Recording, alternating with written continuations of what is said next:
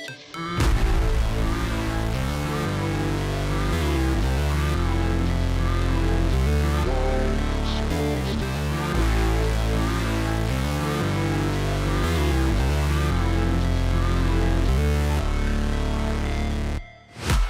break, always fight, never quit, do it right, play the game, win it life, have no shame, there's no time, feel the pain, live the grind, I could change, in my mind, pick a lane, commit and climb, the only way to win it life, I never miss, that's fact, taking big swings, put your hand to the bat, put me in the ring, you'll go out in a bag, cause I sing what I mean and I bring it to the mad light, ain't got time to kill, I got time to feel, I took the red pill, I know life's short so I wanna live real, but how's it supposed to feel?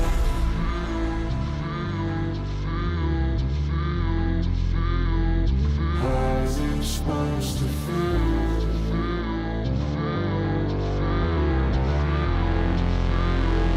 How's it supposed to feel?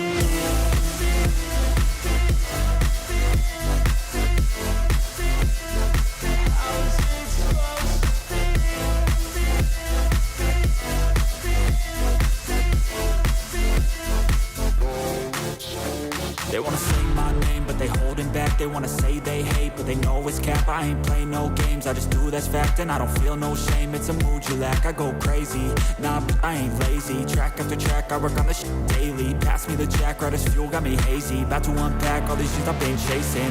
I've got visions in my head, like memories after death. To be a legend instead of something you can forget. I'm living up every breath, I'd rather lead than be led. I'll fill the seats as I spread with every word that I've said.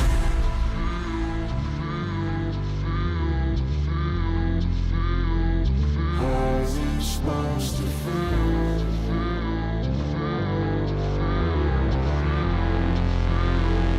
How's it supposed to feel?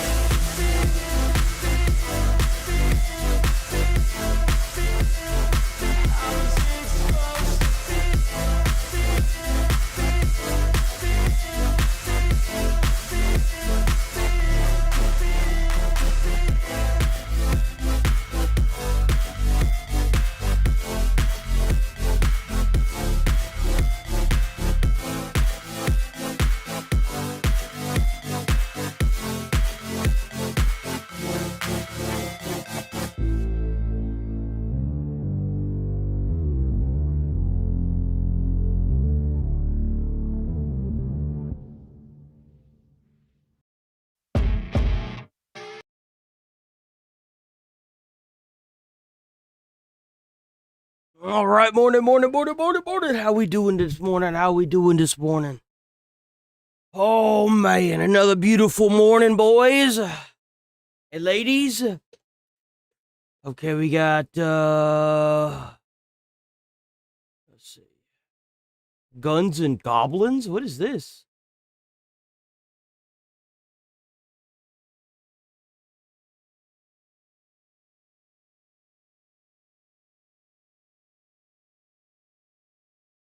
I need to play this new Vampire Crawlers one.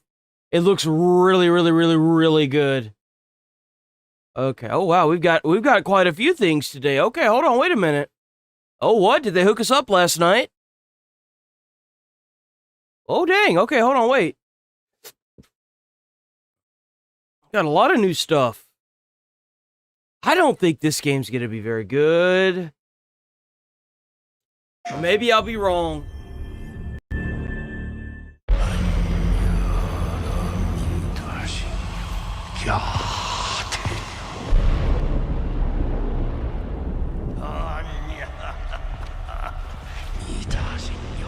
How's it going, darling? How's it going, got a fish? Is the strongest of tides from the shore.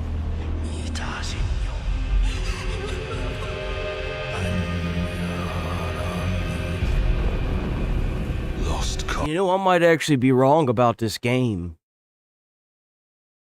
Those environments do look pretty sick, I'm not gonna lie.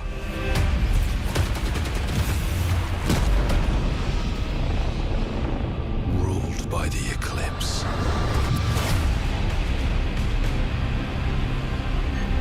I search for you and find only death. I might actually be wrong about this one. This game actually looks like it might be pretty good. I might have to invest in this game now. Hold on. I thought Saros was going to be bad, but maybe I'm wrong.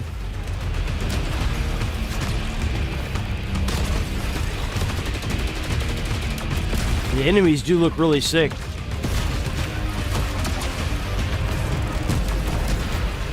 Every time, one step closer to answers. To more power. This is a newly established colony. All that matters is finding you. There's no way to get home, and you can just... He's returned to us.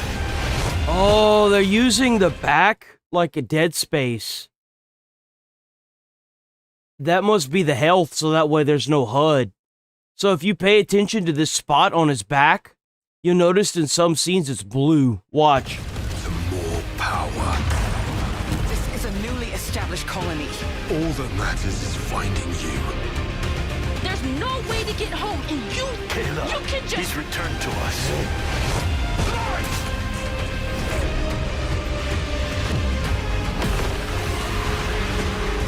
Maybe not.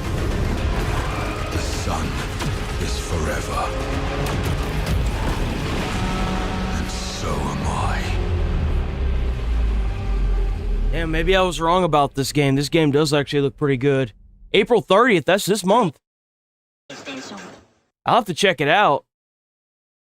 I'll probably make a video about this one and put a link down in the description so y'all can give me a little bit of kickback for getting the game. Airport contraband.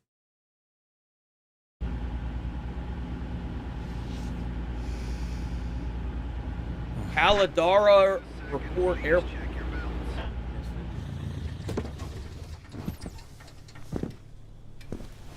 Is this going to be like Contraband Police? Your shift starts in 4 minutes. Take this. Oh, Jose yeah, it will absolutely guide you is. From the control tower.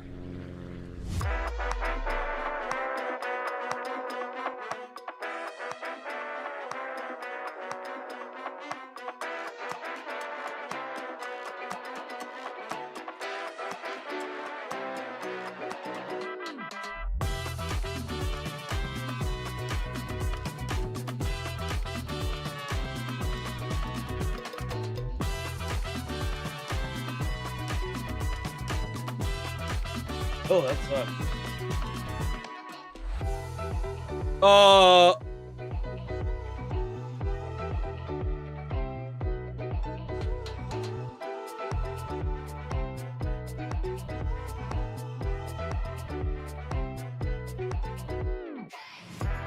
What the hell is that? What is that? Is that alcohol?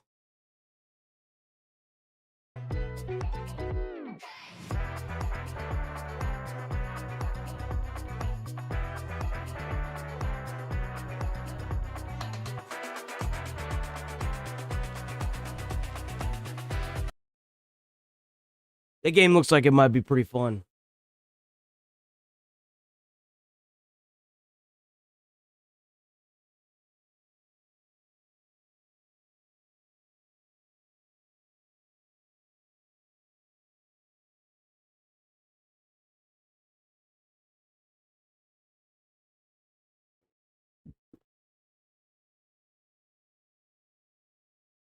The heck is this? Project Myth.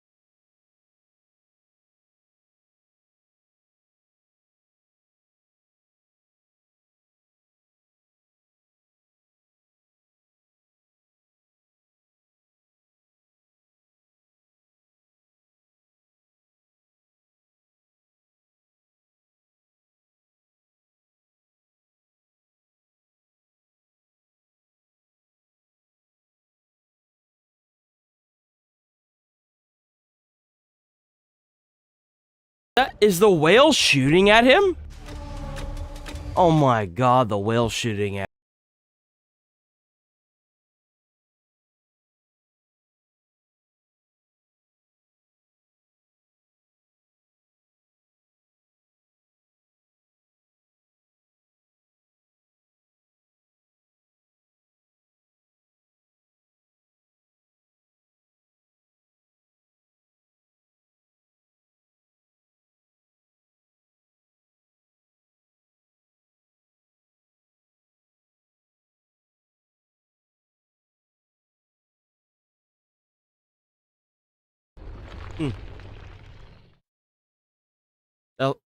I like the idea.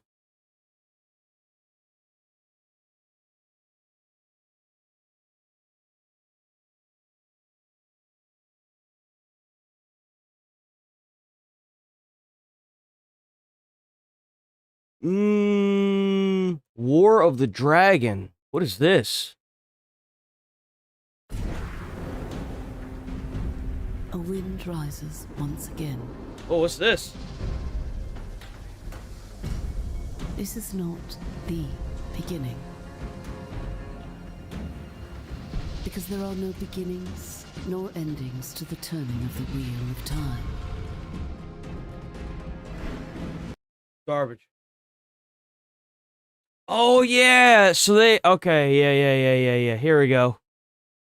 They finally released the new Assassin's Creed. Well, it's not new. It's Assassin's Creed Black Flag Resync.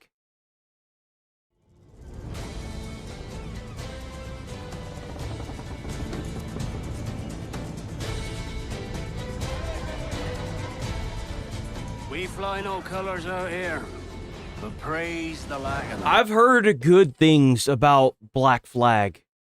In fact, a lot of people wish that the newer Assassin's Creeds were Black Flags. So I look forward to playing this. So let the black flag signal nothing but your allegiance to man's natural freedoms. That actually looks really good. If a man plays the fool, then it's only fools he'll persuade, but appear to be the devil. And all men will submit. We're pirates, kid. We take as we please and become who we like. But that look ain't you. It's not who you are. Who am I then? You're a wonder, Kenway. You've a knack for this kind of work. It ain't work if you love it. Ain't that the truth? So that's trailer 1, and this is trailer 2. Hello, pirates. Matt Ryan here, the voice of Edward Kenway. And this is Assassin's Creed Black Flag Resynced. 13 years after the original, this remake brings the classic game back to life. This looks phenomenal, and I will absolutely play this when it comes out. Rebuilt from the ground up with the latest Anvil engine to deliver the most thrilling pirate adventure. All right, let's set sail. Dash my buttons. Your life seems a grand... I gotta talk about this, because some pissant in my comments yesterday was trying to tell me that it would be more realistic. It'd be more realistic if the boats could capsize. And there was a few of them in my comments, too, on a short that I had made. So I Googled it. The pirate ships of the day couldn't capsize. They could only capsize from being sunk in battle because they were built for speed and maneuverability. Bro tried to double down on it, and I was like, I'm gonna give you a perma if you don't stop. And then I did a little bit more thinking about it. Right? And a little help. I couldn't help but come to this conclusion. You're talking about trying to add capsizing in a game to make it realistic. Well, then why don't you make it to where the sails don't go against the wind? Dumbass.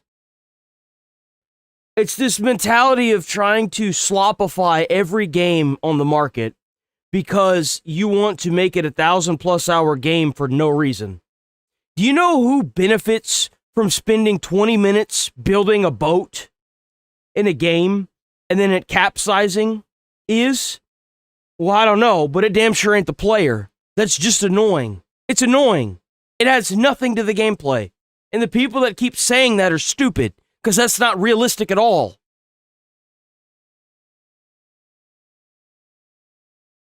Exactly. I even posted that in the Discord, and I was like, take care of this fool. I don't understand it. It's like they genuinely just want to go out of their way to make everything for sweats. Go play your own damn game. Go play a Souls-like if you want realism. This isn't made for real, but it's a survival a pirate game. I don't care what it is. It's unrealistic. Those ships didn't capsize. Look at the mast on those ships back then. They were massive. And they didn't capsize for a reason. Ah, damn. Like, there's nothing that makes me stop playing a game faster than tedious gameplay. If it's so tedious, it takes you 20 minutes to build a ship, and then it immediately capsizes for no reason. I don't want to play a game like that. It's not fun. It's just stupid and annoying. It doesn't add to the gameplay or the benefit of the player at all. Oh, but the realism, no one cares, man. You're just trying to find a reason for people to not play it. Go away. Go play a different game. I'm sorry, I had to go on a rant about that because it was bothering me all day yesterday. Your life seems a grand one, if I may say. So full of adventure. You play as Captain Edward Kenway, a rebellious scoundrel eager to make a name. Yo, this looks so good. This looks so good, bro. This looks so good. I am so ready to play this game when it comes out. Look at this, boys. Look at the detail. A rebellious scoundrel eager to make a name for himself in the pursuit of glory, freedom, and a search for a better life. I've seen your face before. I bet their ships don't capsize either. Are they going to be complaining and crying that the ships in this game don't capsize? What about Odyssey? I didn't see anyone complaining then. Yous mates with them pirates down in Nassau. Shut your bloody gob or I'll fill it with shot, you hear me? Edward, is it?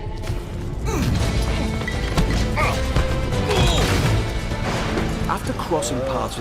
Dude, what a schizo.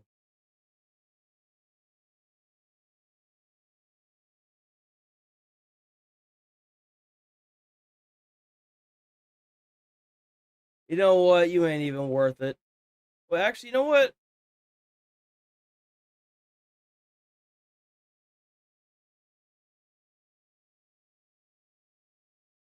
The assassins. Easy ban right there. That was an easy ban. Into their centuries-old conflict with there you go.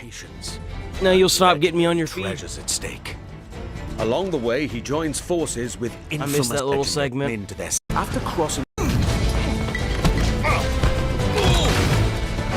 After crossing paths. Ooh, this is 8 minutes. Hell yeah, let's go. And Templars, Edward is drawn into their centuries-old conflict with secret locations and legendary treasures. Ain't no spoilers in this. If you think there's spoilers in this, by the way, go play the base game. It's been out for 13 years. Don't sit here and talk about spoilers either. Along the way, he joins forces with infamous pirates. I haven't played it and I don't care. Such it's been as out for 13 years. Charles Vane, and Blackbeard. Blackbeard? With them, he helps establish a short-lived, lawless republic following the pirate code and defying empires built on cruelty and greed. Together, in their search for freedom, power, and riches, they'll fight across a treacherous tropical paradise. Do you think the people that bought Ubisoft specifically to make this game? Because people bought Ubisoft. There were a group of people, I think it was like Tencent bought Ubisoft. Do you think they bought Ubisoft specifically to bring this game back? You think like the person that bought it was like, I want to play this game so bad?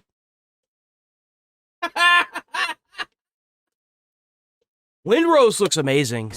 From dangerous a lot of people in chat have played Windrose and say nothing but good things about it, so As soon as it comes to, I've been told that it was on a Steam Deck, but I can't, I don't know. I don't know. Untamed lands and bustling historical cities.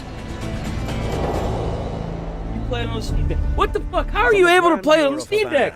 The thriving and wealthy jewel of the Caribbean ruled by Templars, to Kingston's bustling trade hub. See, that's the problem, is a lot of people think that the survival aspect of it is just a grind. And 9 times out of 10 it is. Especially whenever you have gamers out there getting into people's chat for saying that it's a good thing. It doesn't take 30 hours to make a ship just for it to capsize.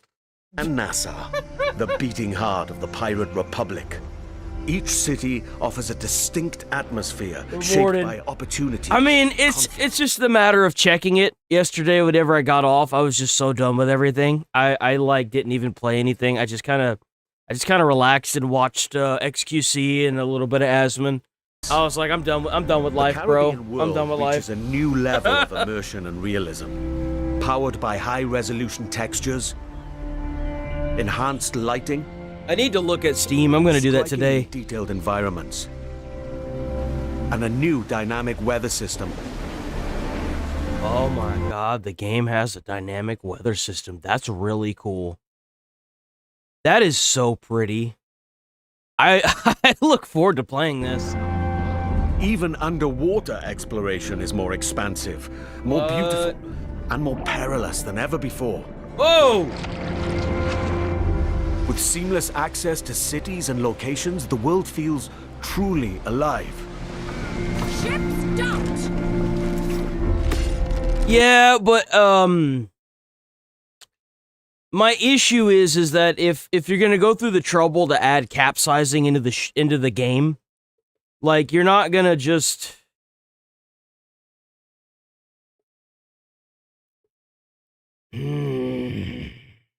Don't give these people excuses. Don't give them excuses. They don't get that. That's not what they deserve. Creating the perfect backdrop for a life. And doesn't it cost like a couple of wood to remake your ship? Something like that? There's like a couple of where wood. freedom is earned and danger is never far away. Yeah, they are. They're resyncing Black Flag like they're remaking it. Time to draw swords, lads.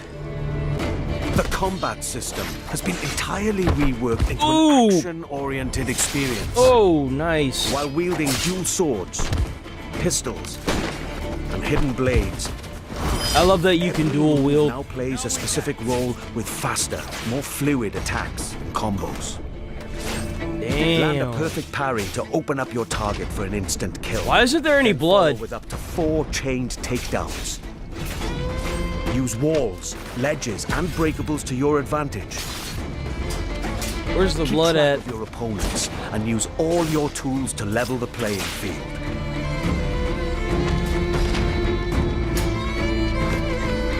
But fight recklessly, and you will be punished. Whether you're on the hunt or on the run, mastering your environment is key.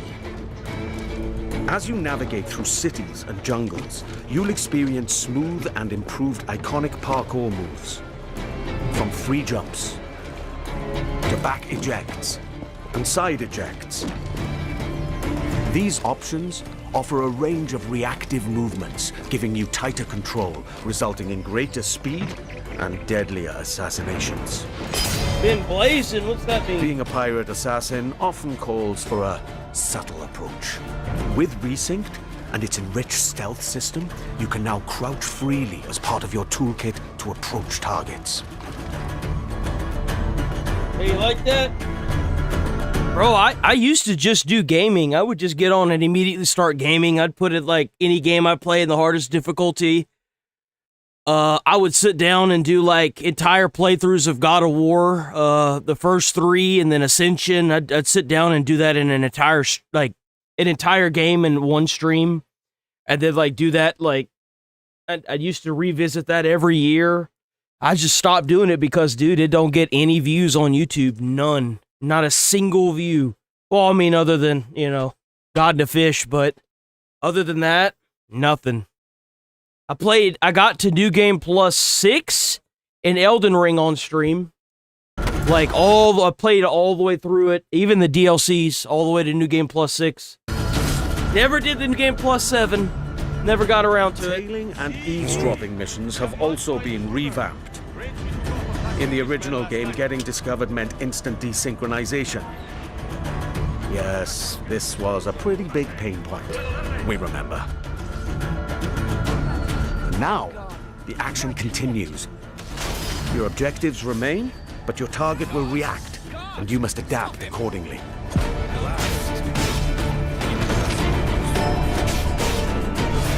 All these new interactions offer multiple ways to succeed and progress in your missions.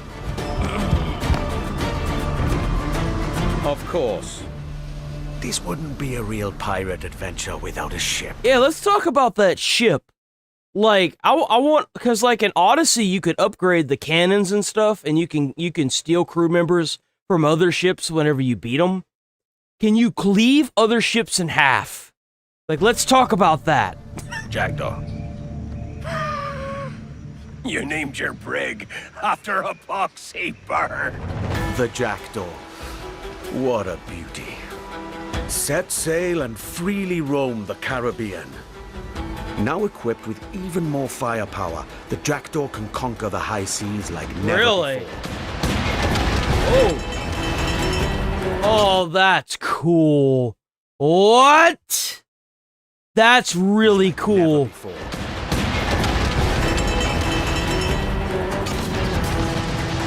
Woo!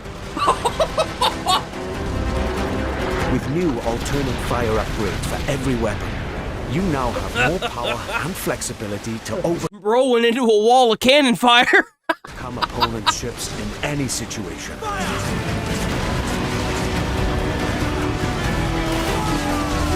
Bro, that dinghy. Bro, what are you doing? Why are you here?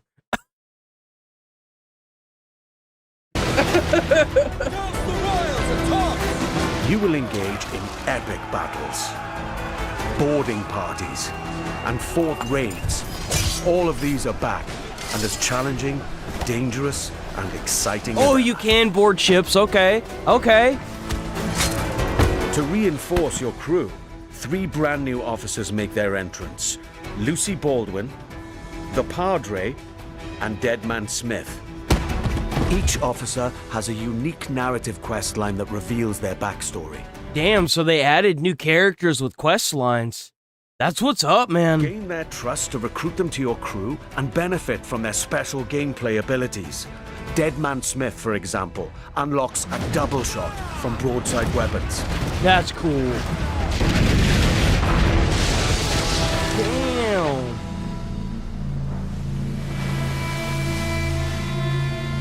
Explore the Caribbean alongside your crewmates and trusty pet.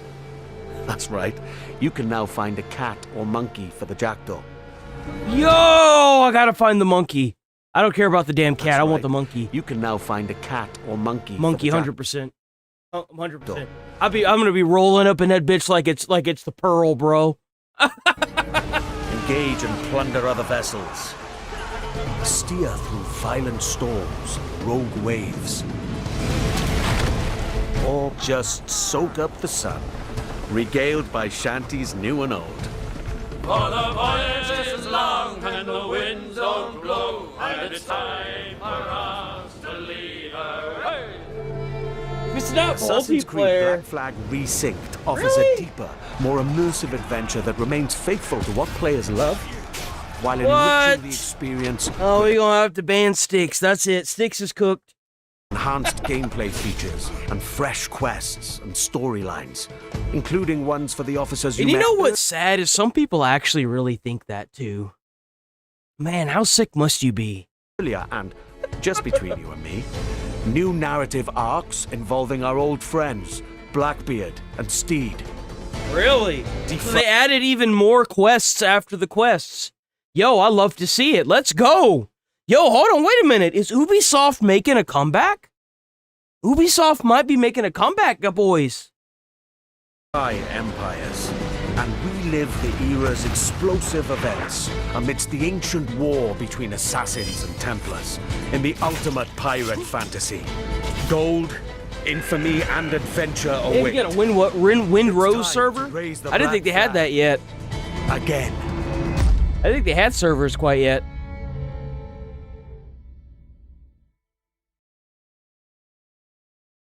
Yo, Assassin's Creed. Oh! Oh! I gotta get this. I'm gonna have to get this, guys. I gotta get this. I have to get this. Guys, I need money. I'm gonna have to get this.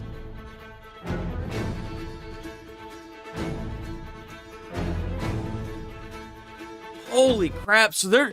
Dude, look at that! Yo!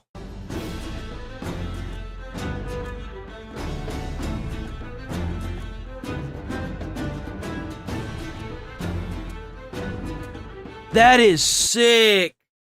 Oh, it's fabric. It's a cloth map. Oh, the notes as well.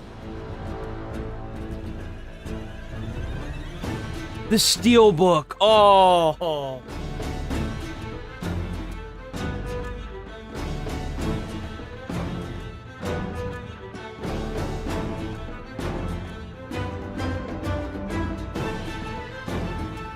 That's sick.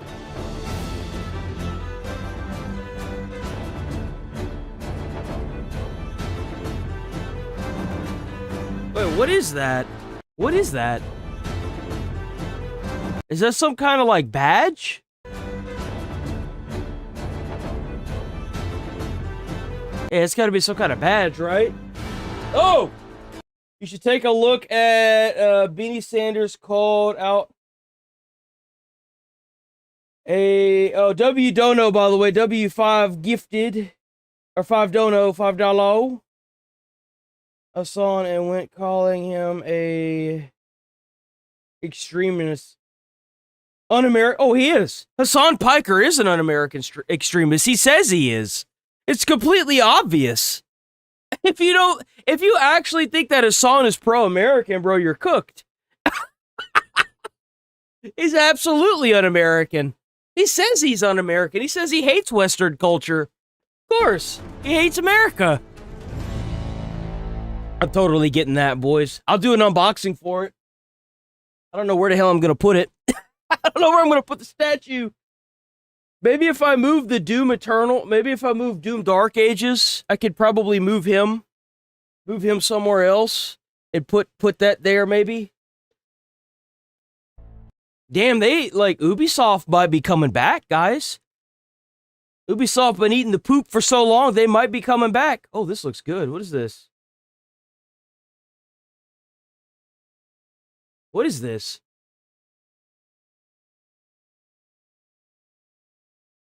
Oh, W another 5 gifted. $5, I mean. Thing that makes it hilarious, Hassan is a huge supporter of Bernie! Oh my god, dude, I'm an idiot. Bernie Sanders. Well, I mean, Bernie Sanders is... If Bernie Sanders had stayed into the race whenever he was running, I probably would have voted for him, I'm not gonna lie. I liked his universal basic healthcare or healthcare. No, it's healthcare for all. I like the idea of that. But Bernie Sanders is not the same person now that he was then. I know. How could you say that? Well, the thing is he's not the same person. That's just how it is. Bernie Sanders kind of fell off a little bit, I'm not gonna lie. Yeah, no, I think it's hilarious that Bernie doesn't like him. I do. I think it's hilarious because nobody should like Hassan. Hassan is a extremist that calls for violence on an almost daily basis towards anybody that's his political opponent. My friends, that is the base, a base foundation or a pillar in communism. And I don't want anything to do with that. It's disgusting, and I don't like it. I, quite frankly, don't really like Hassan either. I don't think he's really... I think he's very audience captured. I don't think he's that big of a bad guy, but I also don't trust it either. Albion Online is coming to console. More adventure. More... Hang on. What's What is that this? glowing crypt thing? Sorry. I don't know what this is. One rift glaive. I don't know what this is, man. Finally. I don't know.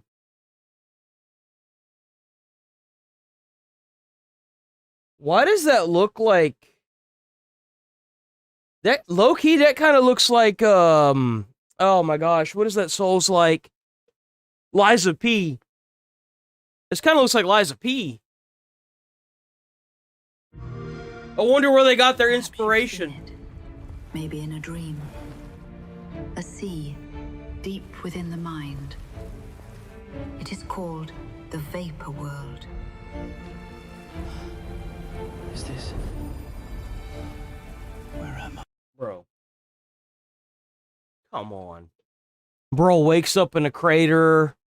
Looks just like Liza P next to a train. We all know what you're trying to do here. We all know what you're trying to do.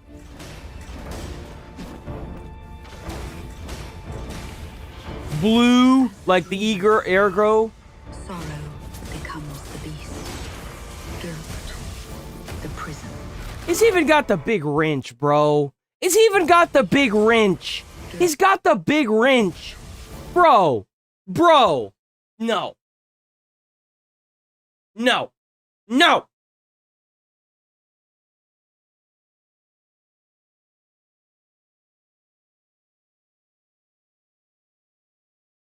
What is this?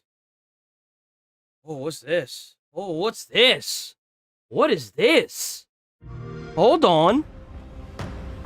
Oh? Yep, I'm playing this. I'm playing this. Yep. I'm gonna play this. Yep, I'm playing this. Whatever this is, I'm playing it.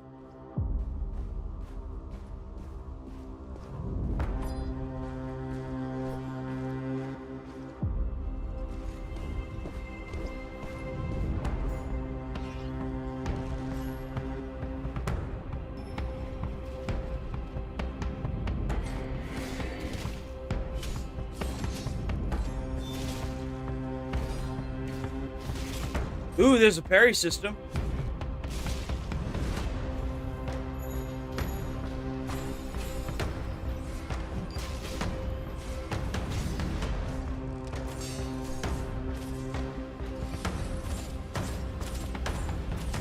Bruh.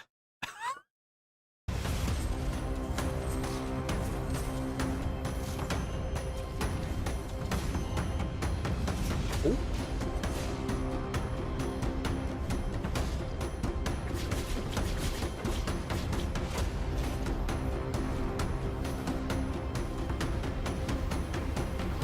I actually, and this is not sarcastic, I swear. I love gameplay trailers. I love that they're just gameplay. I don't have to be tricked by an animation on how the actual game looks. They just show the gameplay. It feels like a lot of these game developers are just so scared to show the gameplay because they think that nobody will buy the game. I hate to break it to you, but you're going to have to show the gameplay eventually, whether you like it or not, because people are just going to wait for a bunch of content creators to view the gameplay. It's almost like this self-conscious, like, scared to show the gameplay thing.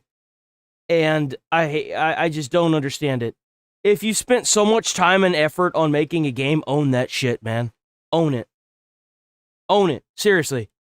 If you got so much hard work and dedication into the game, own it. And the people that will admire the fact that you're honest and transparent, you'll win them over every time.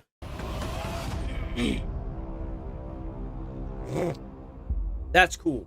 Is this multiplayer? So this is another game that's called Mistfall. It's called Mistfall Hunter. That's what all the Mistfalls. So this game just came out. I'll most likely have a link in, because I'm definitely going to turn this one into a thing. If y'all get this, y'all's copy of this game, there'll be a link down in the description of this video whenever I make it, or even in the stream, after stream. Y'all can click and y'all can give me a little bit of kickback, like a couple percentage. God, please. Help us, sinful children This game just came out. of the average Italian countryside. Ah, shit. I'm gonna play this game. I am.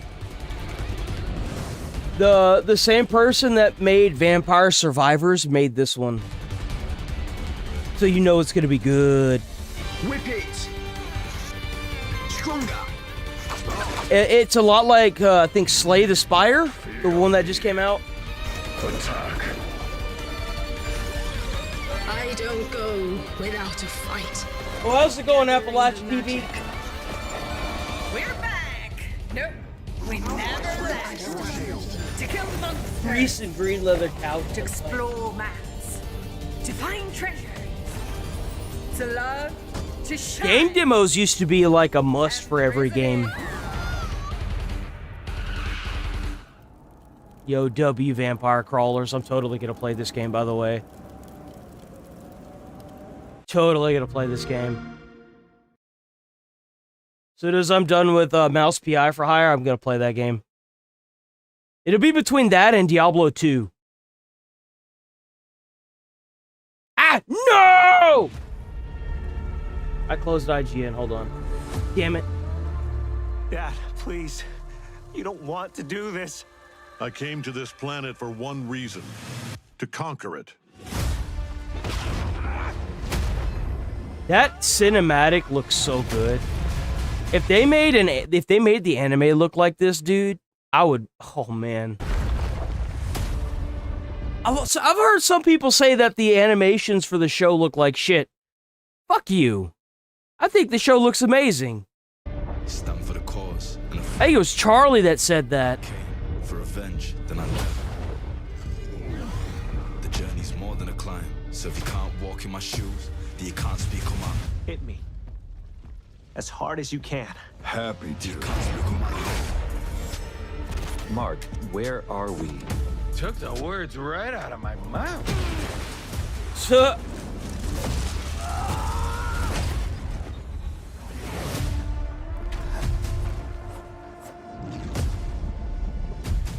Your government will comply with our demands, as will all the nations of Earth.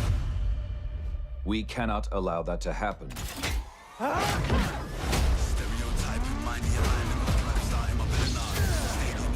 no. This is an Invincible Fighter game, is what this is. If you're wondering what this animation's for, it's for a game. It is, in fact, for a game. The game looks kind of good. The more that they're showing and polishing, the better it looks. For this, I just know it. Wait, epically fucked. Man, they did him dirty. Just know it. Wait. They did that character so dirty, bro. Well, you know what? Let me take that back. Actually, he kind of died for a good reason. I'm so sad. Are we clear now? Oh well. You're one Whatever. of us, or you're Whatever. dead. That was my bad. Fuck that was my bad. Suppose that's a decision. Yo, what are these suits? Hold on. Or you're dead. Yo, these look sick. I've never seen these before. What are these from? Fuck you. I suppose that's a decision. Suppose that's a decision.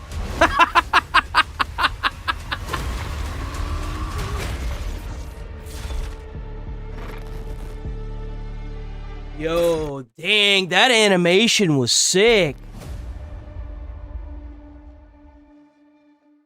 I'm actually thoroughly impressed. I am, genuinely. Oh, we got a good lineup today. I don't know what happened over the night. Maybe IGN finally snapped out of it, huh? Oh, God. Do we even want to watch this? I definitely don't want to watch that. What is this? I'm not gonna lie, the new Zombies animation looked really good. They've definitely been upping their game on trying to sell these games. I am Edward Richthofen. And I assure you that Group 935's goals will make the world a better place. Fuck, it's cold here. Did I survive this long just to freeze to death?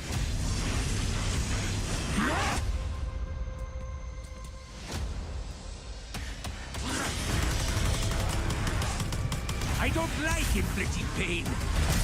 Oh, what is that?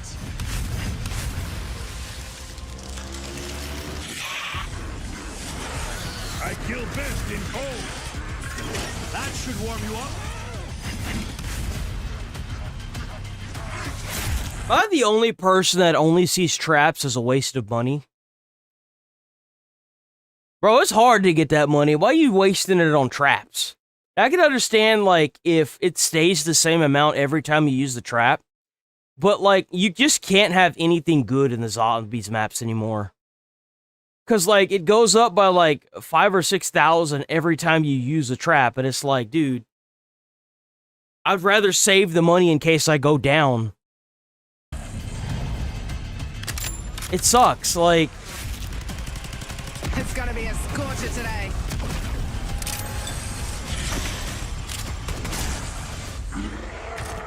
That's a lot of claw meat. And O'Neill, the ocean. Oh, that's kind of cool. They should let a player be that character. What if the player was able to play this character? You know? Wouldn't that be pretty sick?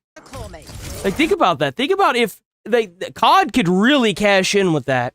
What if they made this character, you know, like the unkillable character or like the semi-killable character in the map, a player? Like, usually that, like, every couple rounds you get like a mini boss that's kind of big. Like, what if that was a player?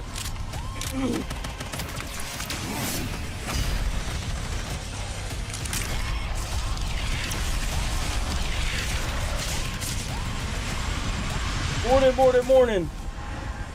Oh, don't forget to hit like on the stream, guys. I completely forget to say that. Don't forget to hit like on the stream. It helps out with the views. I always forget to say that. Is at an end. Man, I think that these developers are finally starting to realize where their faults are. They're having to go back and remake all these good maps that they used to have and all these good games, man. They're trying to start from scratch. This game looks good as well. This looks like another indie game. I love this art style.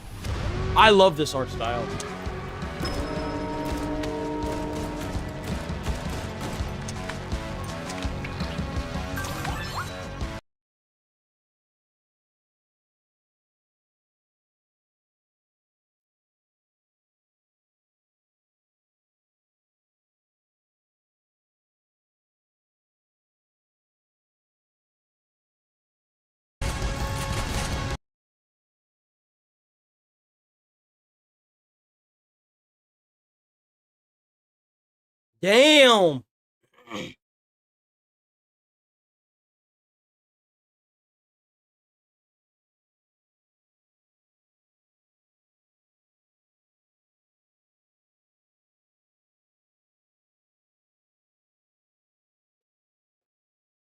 Oh, this is that one game. Oh, this game looks kind of cool.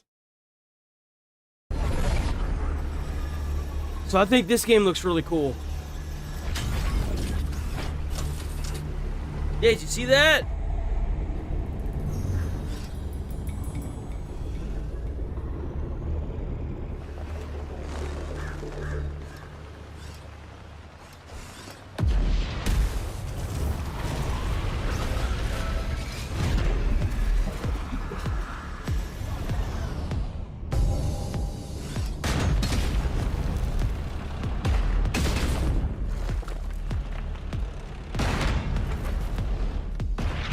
Oh, bro's cooked. Oh, bro's cooked. Oh, what? Oi! Third party? Oh.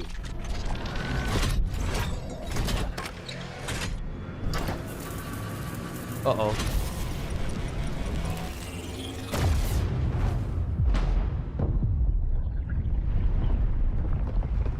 Damn. Well.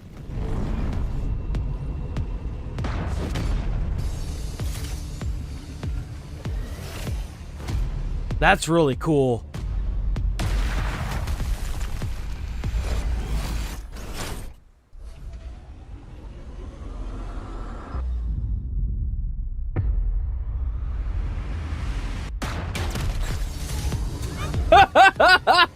He was like, wait a minute, that's a way bigger tank. Dude, look at the size of that one compared to the other two. Oh. Oh.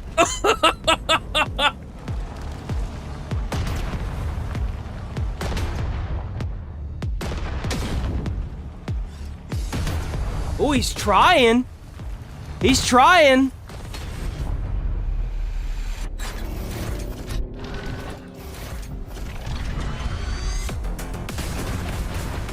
What? Yo! What?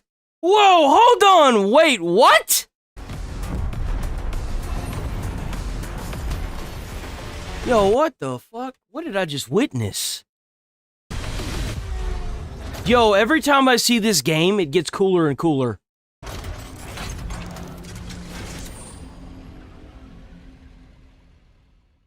That's sick. If that's a multiplayer game, that might actually be really good.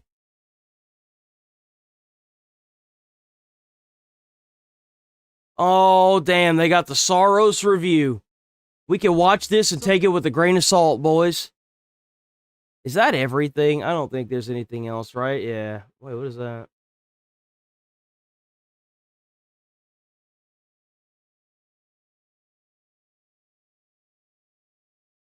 Times, against our better judgment, we do the same thing over and over again, hoping for a different outcome. Developer, you know what that's called? That's called the definition of madness. Or insanity. It's called the definition of insanity. Doing the same thing over and over again and expecting a different outcome. Housemarque's new third-person bullet hell shooter, Saros, explores this idea in I knew it. I could tell it was a bullet hell. I could tell. The roguelite level structure, the repeated combat encounters, and the internal conflicts of its main character, Arjun. It also has a similar gameplay foundation to its predecessor, Returnal, with fluid gunplay and deft movement, but in trying to be more thematically ambitious, Saros opens itself up to pitfalls Returnal didn't have to manage, leaving some of its more interesting threads unsatisfyingly hanging. Still, its tough-as-nails combat is worth getting good for, even when its repetition can wear you down. I think that a lot of developers are getting lost in the sauce when it comes to that. Like, repetition is good, but when repetition is just so much of the same thing, people lose interest in it that they no longer play it. It's a problem. People don't want their time to be wasted. Stop wasting people's time.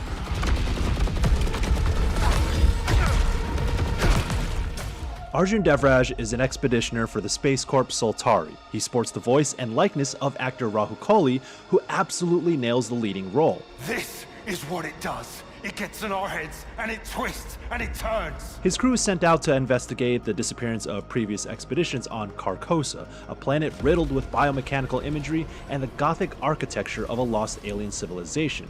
The science fantasy and Geiger influence is definitely used effectively here.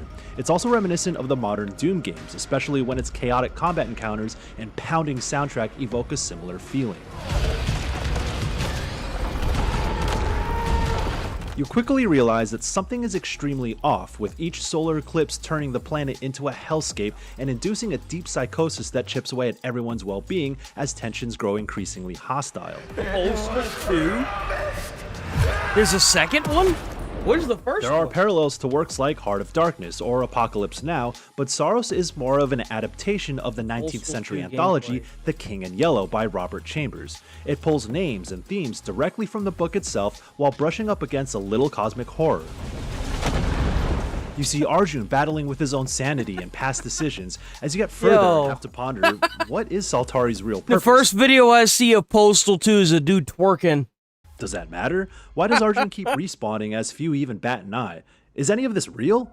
Well, Those how's are all it going, interesting Robert? questions as you unpack what Saros is really It's about. Robot. And you do How's so it going, primarily by Robot? blasting through multiple run-based levels that How make you up doing Tarkos. today, boss? The more you familiarize yourself with the unrelenting attack patterns of enemies and learn how to be effectively aggressive with weapons you vibe with, the closer you get to a flow state that speedy shooters like this uniquely tap into. It's strongly rooted in Returnal's design philosophies, with a few edges sanded off, and while I don't think Saros is necessarily an evolution, You use a I came cat away as with a a sated silencer? appetite for House What Mark's the house hell? style. Bro, that is weird. What? Carcosa's various biomes are broken up into distinct levels, which themselves must be completed in a single run to make progress. It's a different way of packaging a similar idea. Yeah, it's called a roguelike. That's what it's called. It's called a roguelike. It's nothing new. Roguelikes, you have to do the exact same thing. Each run, pulling from a defined set of rooms to generate the path forward. Yeah. Some rooms emphasize platforming challenges, most throw hordes of biomechanical amalgamations at you, and some are a tough mix of both. Runs do begin to blend together as the cadence doesn't really change that much since the parameters are fairly tight. But in a game like this, death is part of the process, and each failed run is a training ground for what you ultimately need to do. Get through the level as healthy as possible. Hold on. How the hell is anybody supposed to train for this? Since the parameters are fairly tight. But in a game like this, death is part of the process. Look at all this and each crap. failed Look at all this shite, bro. Like how? Like what? run is a training ground for what you ultimately need to do. Get through the level as healthy as possible and defeat its boss in one fell swoop. That's crazy. This largely works because, like it has done historically, Housemarque makes damn good shooters.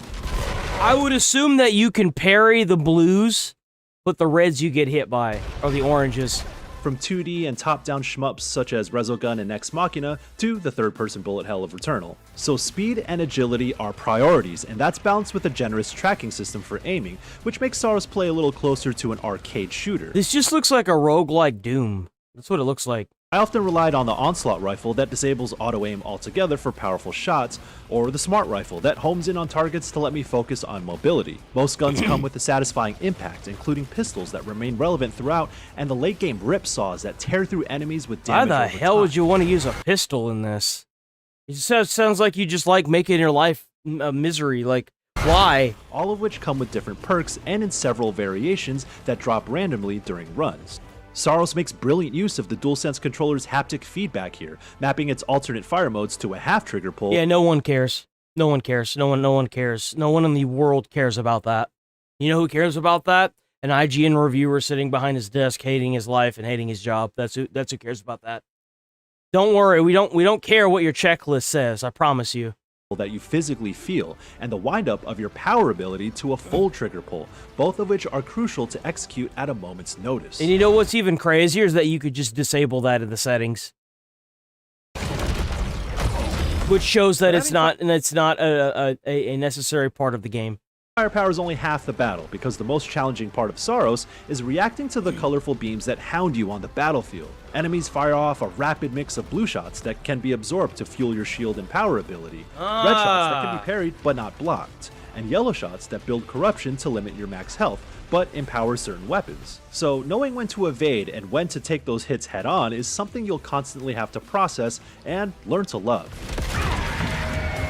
Where fighting through hordes of aliens in combat arenas is about managing the chaos of everything they throw at you, boss fights are more about attention to detail, where swift visual and audio cues tip you off to what's coming, asking you to be quick enough to position yourself and react while still finding windows of opportunity to get your own shots in. This dynamic tapped into a little bit of my rhythm game skills, and it's this test of your reflexes that I enjoyed most, even in moments of frustration, because I knew coming out of the other end, it would be a moment of triumph. Contra? That'd be crazy. A Contra roguelike? Saros eases the friction of Returnal a bit by putting a bigger focus on permanent resources and upgrades. Back at the home base hub area, you'll work through a skill tree that improves your health, shield and power potency, and rate of resource gathering. Certain branches can boost weapon leveling to help you pick up better versions in runs or make your clutch ultimate ability stronger. But progress isn't necessarily about deepening your skill set or fundamentally changing your playstyle. Rather, it's about making its challenges a little bit more manageable for future runs, and hopefully you can play smarter as well. These are incremental upgrades that are important to obtain because things do get very difficult. But this is why Saros can get pretty monotonous at times. Instead of challenging you to think creatively about combat, more weight is put on your ability to survive in a war of attrition.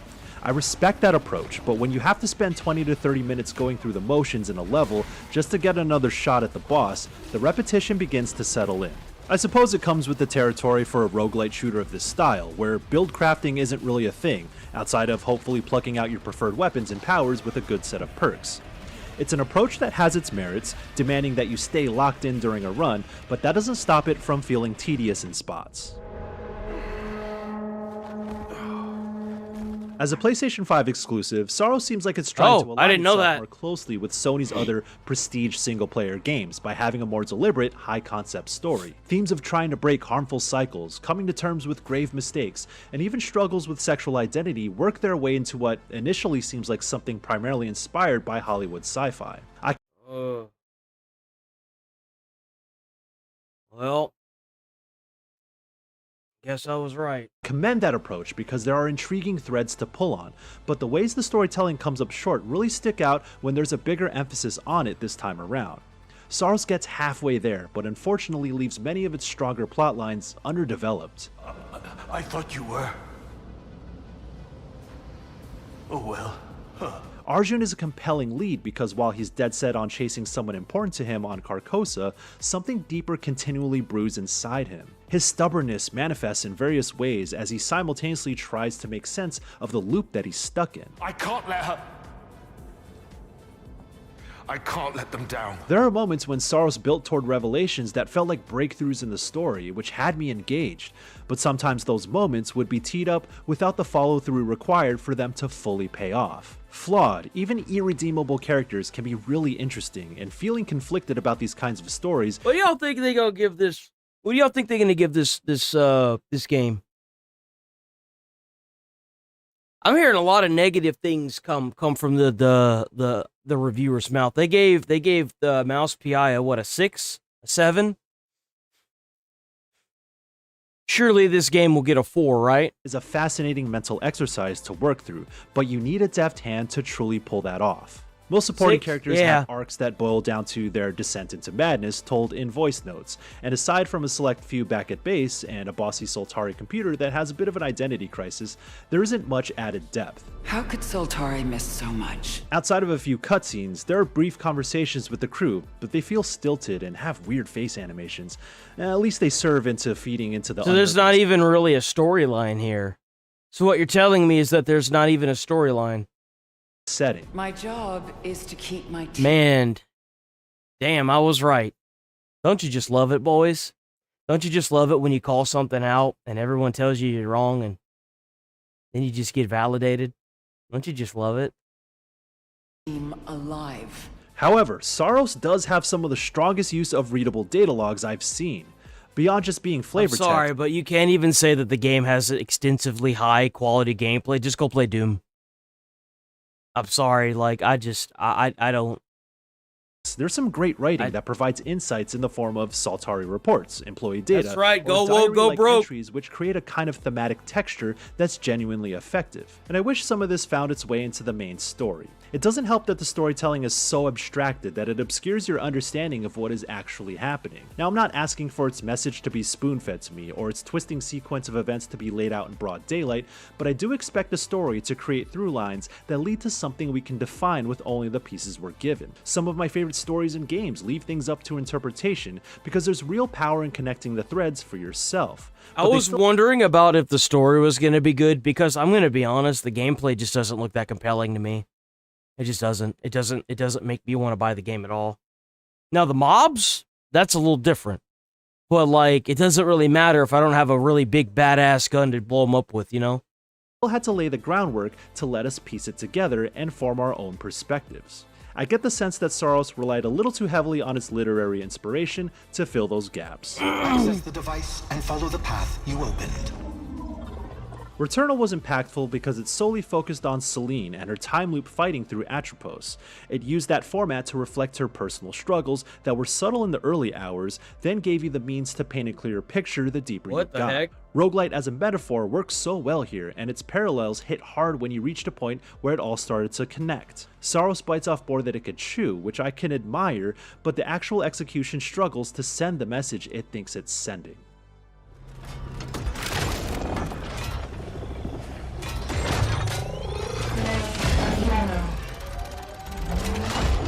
With Saros, Housemarque once again proved that its bullet hell sensibilities mesh incredibly well with fluid and super challenging action. This is primarily a test of skill that's as much a rhythmic dance I just don't see why they do this.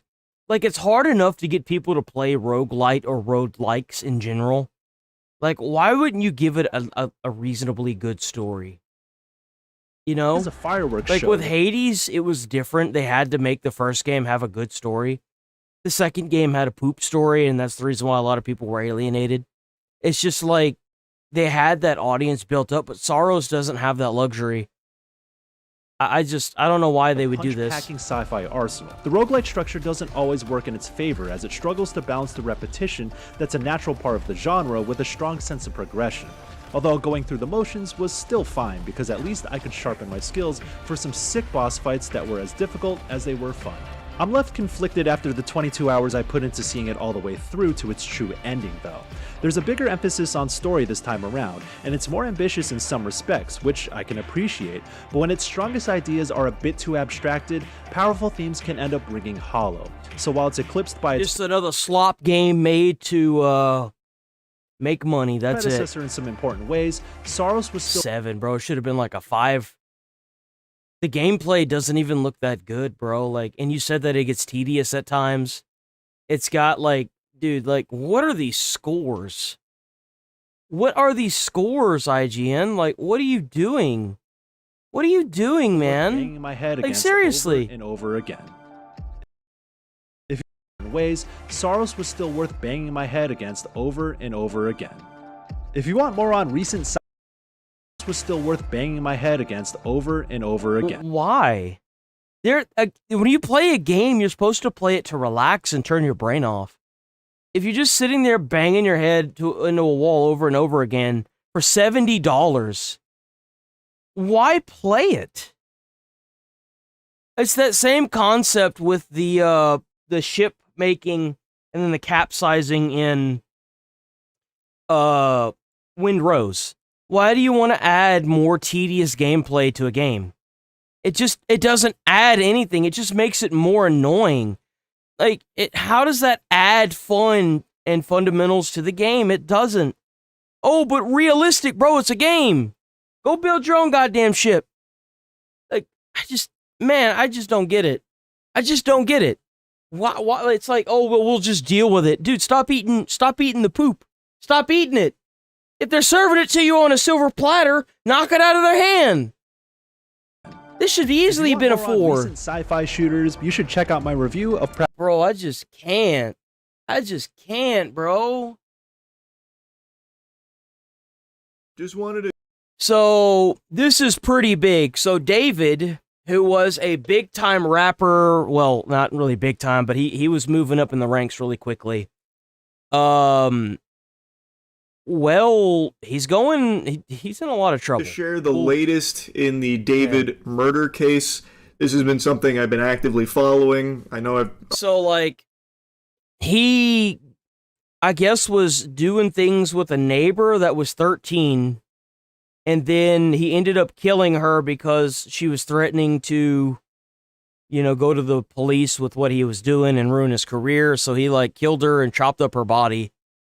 Like, pretty awful stuff. It's pretty awful. And then he, like, put her in the back of a car and, like, left her there for, like, a couple weeks or a month or so.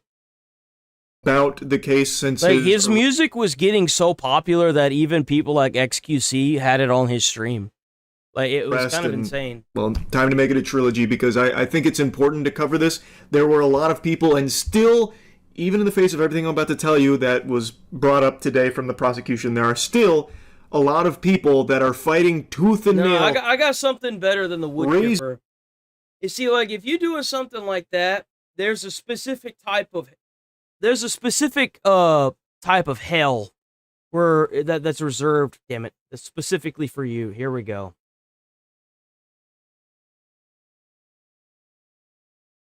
So what you got to do is you got to get one. You got to get one of these. Someone I know who doesn't believe we went to the moon. So I said,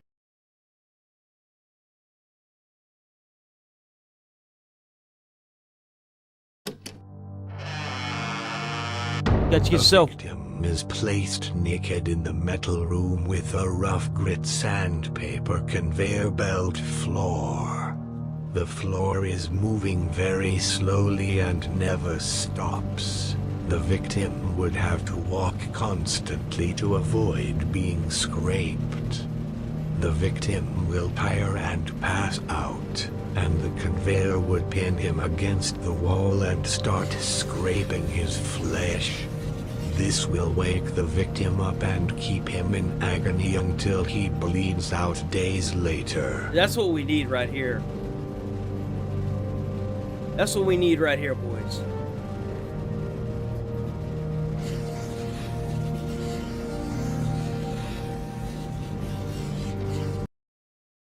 Yes, sir. I think the wood chipper's too quick. I'll say that.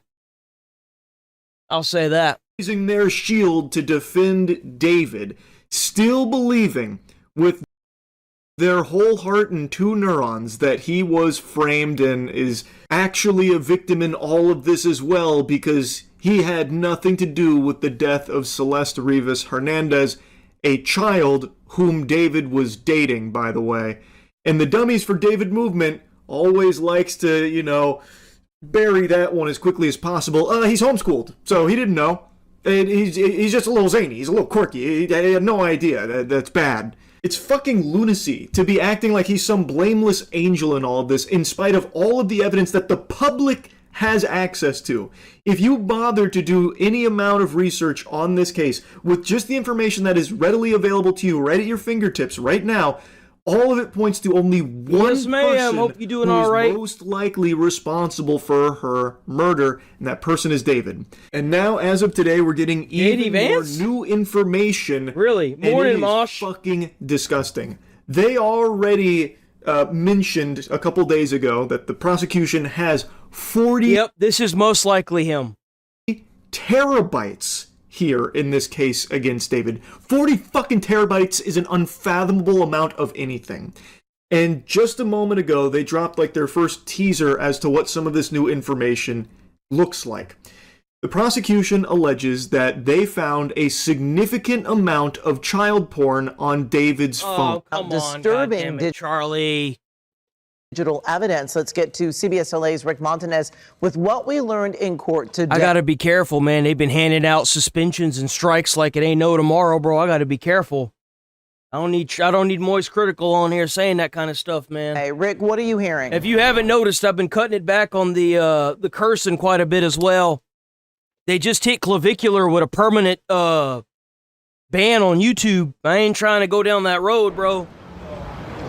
Amy, Chris, the hearing just wrapped up within the half hour here, and cameras were not allowed in court, but I can tell you that the defendant, David Burke, was in court today in shackles and wearing that orange jumpsuit. The biggest new piece of evidence revealed, prosecutors say a significant amount of child porn found on Burke's cell phone.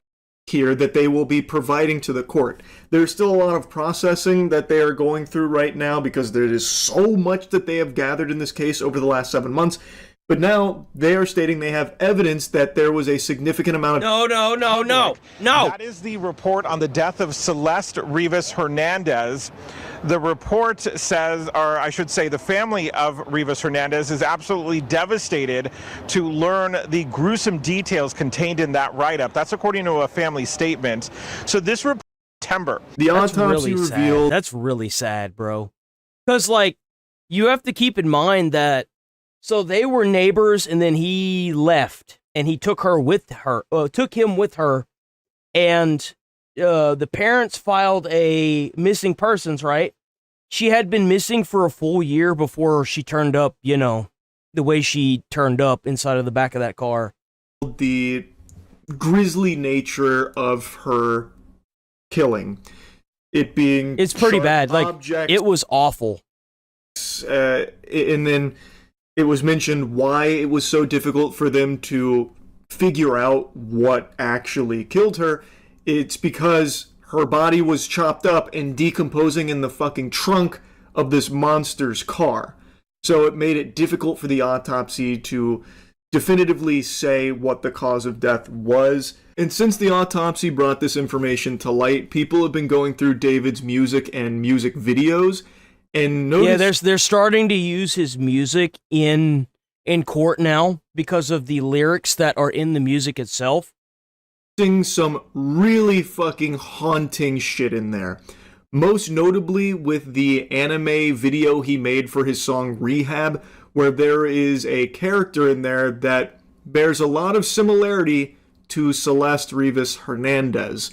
Now, the music video came out in 2023, but David met Celeste as early as 2022, and in this music video, David cuts off that character's arm and then throws a sword which stabs her in the stomach, killing her. In real life, Celeste had her body chopped into pieces and stuffed into bags, thrown in a trunk, and the autopsy revealed that her cause of death was sharp objects through the torso, notably her upper abdomen and hitting her liver.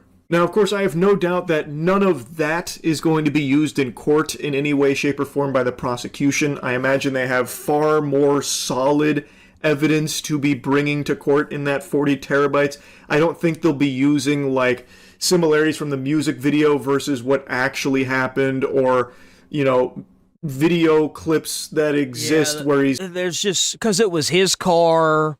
Like, they have extensive streams where she would pop in and out, and it's just, there's so much that they have against him. There's literally no way he doesn't go to jail for a very long time, even if he's rich. Crazy like, shit. I just imagine they're going to be going. The evidence is so stacked against him.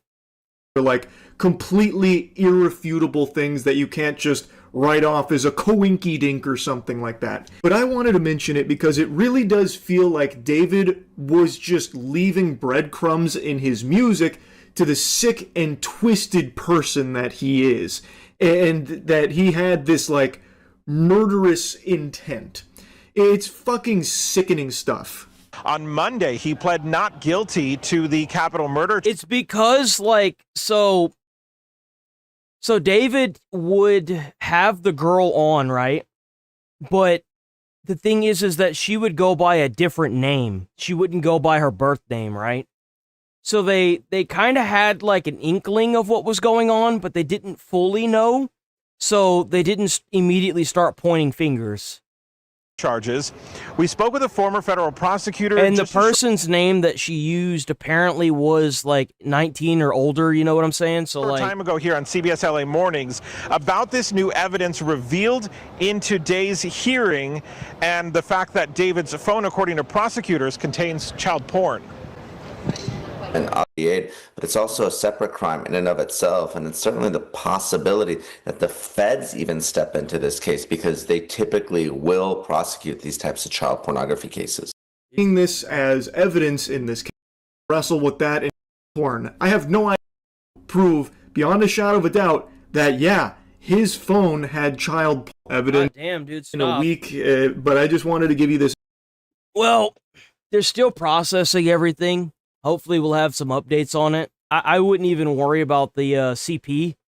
It's not something that I would worry about. I would just try to get this guy locked away forever for, you know, horribly chopping up a body. Like, that's awful. It's awful. So this is what... what would y'all do if this was y'all? 5 years phone. A man went through his girlfriend of 5 years' phone and found that she was texting 22 different guys every day while living with him. Yeah, you are. What's your password? What's your password? Mine? Yeah. Mine's my mom's birthday. What's yours? I'll open it. Oh my god, 1, 2, 3. Oh, man. I'm holding me. Please. Straight up thumb.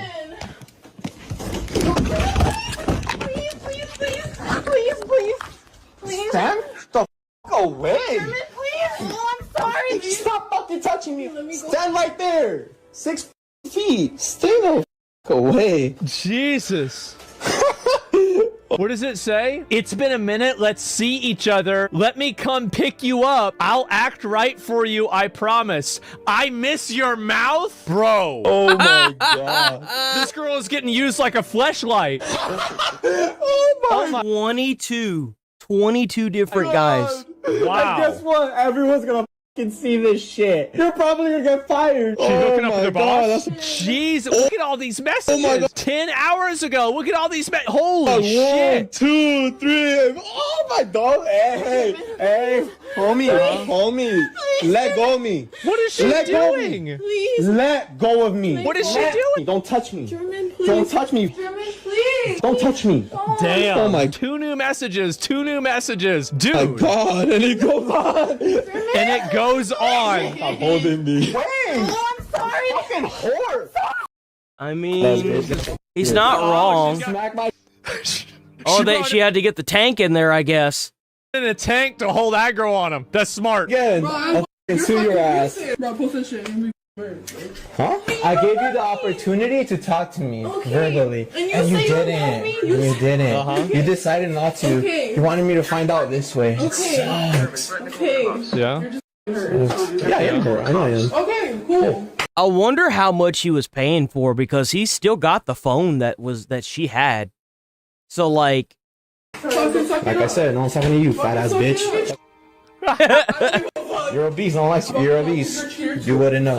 You wouldn't know. That's right. Do not even. There's no reason to even go and talk to him. She's not even going to these guys for like support. She's just straight up like the town bicycle. Everybody gets a chance to ride. The thing is, like, I mean, bro, like, just imagine if he's like paying for everything. He's paying the rent, paying the phone bill and everything like that. Paid for her phone, and she just over there doing that, bro. she's cheating on him, right? That's I mean, what's going on. Give awful. me an eye to use bathroom. That's awful. Yeah, kind of close, right? All right. Oh, excuse me. Bro, somebody goes in chat. They say Asma went to go DM her. Did she just go message? No, I didn't go message her. Shut up. Yo, what the heck, bro? Here we go. He's been having a bad time. He's really been having a bad time lately, huh? Well, it's Hassan. You know he can't keep his foot out of his own mouth. Atrocious judgment, and I was glad to see many Democrats going online saying, we don't want this guy as the symbol of our party. The other thing is just, I'm sorry, I look at this guy and it's like the thing that, you know, sort of made him percolate up outside of his own entity was the fact that he was abusing his dog on an internet stream. Remember, boys. Remember, boys. You build 20 bridges and you suck one dick. You're not a bridge builder. You're a dick sucker.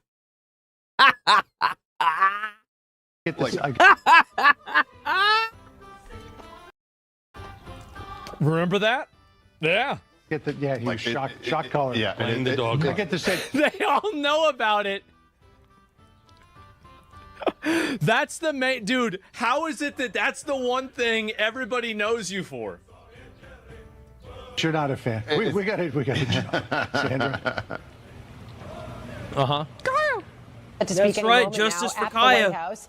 We are told that will be about health care. Yeah. This after a major That's so funny. rules on marijuana. We're going to have that for you next. That's so funny. They had to cut it off. They had to, yeah. They had to cut it. That is, for the record, this right here is quite literally the what is it? This right here. Hassan strikes me as the kind of person that realized that the shot collar didn't work, so he's just feeding his dog like. And this is just, in my opinion, he strikes me as one of those people that would feed his dog like some suppressants, so that way the dog would just like be more tired. Here is the straight, kind of like a mom feeding a child a bunch of what is it, like cough medicine to put him asleep. Coverage. Okay. What? This is the second time today. Expect primetime host to follow suit later today.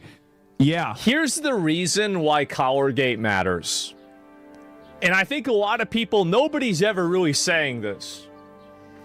It matters because it shows. Dude, I bet that felt good. That if it's true, it's an indicator. There is not a worse feeling than when you hear, like, somebody, like, if you're in the other room and you hear the, like, you know, you got a girl and she's talking to her friends or family, and all they're doing is talking mad shiz about you, and then, like, you don't hear the opposing side of that. It's just an awful feeling. Because it's like, you really think so little of like everything that's going on, you know, of like, you know, you as a person. And then, or like, you have that opposite side where they're going to sit there and fight tooth and nail, and if they don't like it, then they can leave, kind of situation. Because there's nothing worse than a bunch of drama people going, oh, yas queen, and it's like, come on, man. A fundamentally non-American, it's because she jelly, she ain't got a man doing the same thing for her. Western value on a very, very... Trying to ruin it for you, don't listen to that. Moral level. The way that a lot of other cultures treat dogs is vastly different than the way American culture treats dogs. Seeing somebody do that to a dog is culture shock. And I think that the reason why it was so viral, I mean, besides the fact that he tried to hide it and cover it up, etc., is that it is like a direct frame indicator that this person is on a very profound level culturally un-American. That's a big reason why. I think it is. Oh, but what about 50 other times like I did this other thing with the dog? They're not seeing that. They didn't see that. It's hard to climb moral superiority. It's wild for the smartest dudes alive now. What is this here? No. Palmer Lucky. Oh my, he posted me. Oh no. I went back to the base. You know, go to 100. This is embarrassing. There's something. Well, right, guys? I'm pro stealing from big corporations because, you know, they steal quite a bit more from their own workers. Well, hold on. So what are you going to do if somebody wants to steal from you? Like, where does this mentality come from? This mentality is detrimental to society. Because when they're done taking all the money from Corpo, who do you think falls in line next? Then they're just going to justify stealing from you. Like this mentality, where did this come from? Well, you know, it's big corporal. They take people's money all the time. Well, the reason why the prices are skyrocketing and all the products are in cases, security boxes, and have security tags on them, and eventually the business ends up shutting down, is because the law enforcement aren't enforcing the law. They can't afford security, and the prices are skyrocketing to the point where the place gets shut down. New York is a great example. They defunded the police, and they batter and bully the police all the time, and all the businesses are leaving. Same thing with Minneapolis, and now they're begging the businesses to go back. Why would they go back? You haven't changed any of your policies to invite them to come back. You've only just been begging them to go back there. They're not going to go back there because they're going to just lose more money and end up getting shut down again because they can't afford to hold a business there. But the people in the blue states want to sit there and act like they have all the money in the entire like country, and it's like, dude, you're dumb. You're dumb. Like you don't even know what you're talking about. However, one thing that might even help your ethical dilemma is the fact that by the way, like if somebody like got into Hassan's account and they said that, you know, well, we're gonna try to hack into your account and then have the money from this corporation of Amazon go to us instead of you, I think that he would be upset about that. Jules. But they would be stealing from a big corporation. Oh, that's a good point. He would be upset about that. There you go. Amazon go to us instead of you, account, and then have the account.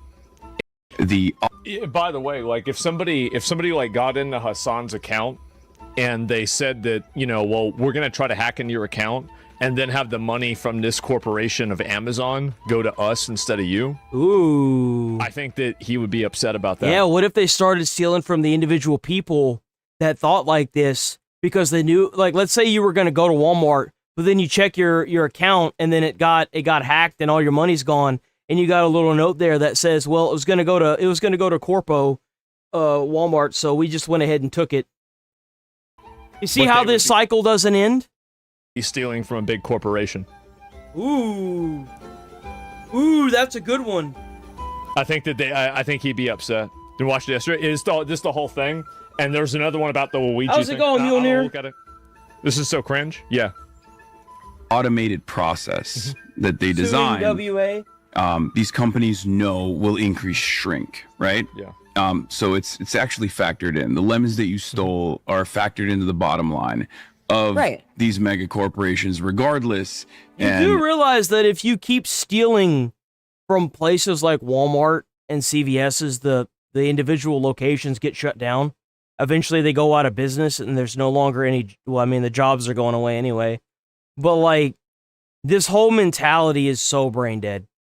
It's so brain dead. What do you think's going to happen when all the corporations get shut down? Then they're going to start stealing from all the rich people. What's going to happen when all the rich people are dead, or all their wealth has been dispersed to the rest of the communities? Now you're going to have each other trying to kill each other, trying to get the money and the goods from each other. Like, this is systemic chaos. It's anarchy. You can't live in a society like that. It won't work. You're just going to burn everything to the ground. Like, they still end the whole thing. Aston free buses and also government-owned storefronts, and two of those policies. Can one of the mods find me the Luigi clip about this? Because that was the one I wanted to talk about. This beautiful city is currently working on. Would you encourage stealing in the same way from a mum down?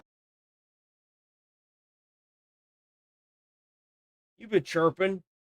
Surely you'll have some good insider information that nobody else knows about.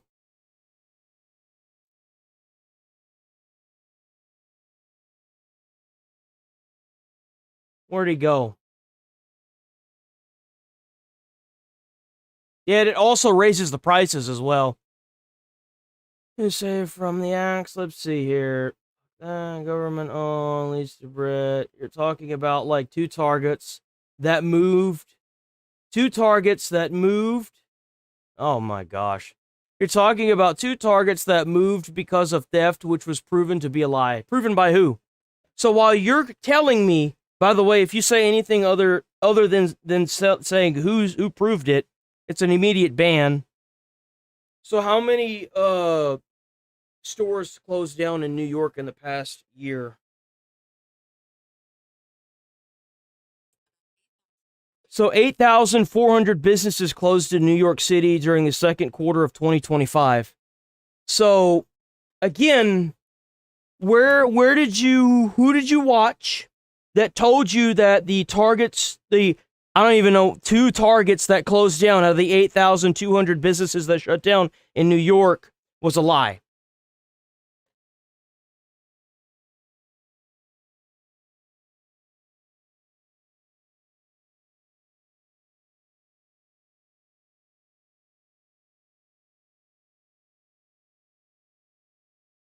Search it yourself. What are we going to do with this clown? We going to ban this guy? It's obvious that, all we're going to do is sit here and go back and forth. So there's not really much of a point in keeping this idiot around, right? Ban. Oh, here we go. I got something new for y'all.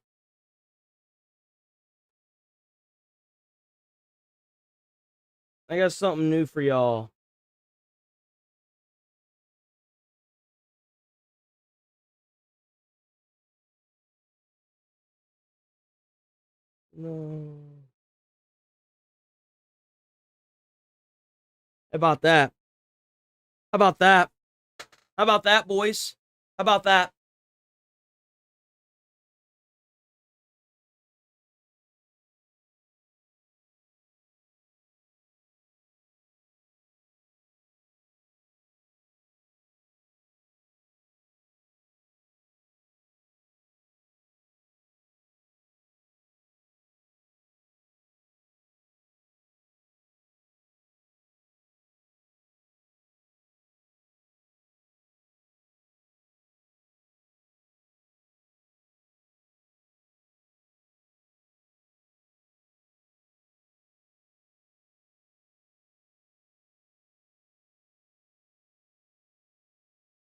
We banning this guy right here.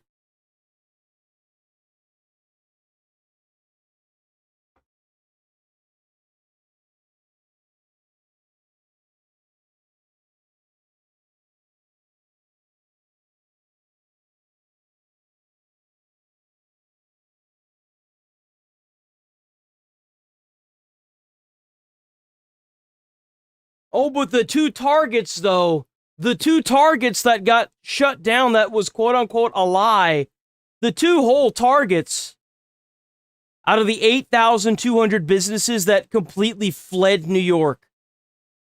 Oof!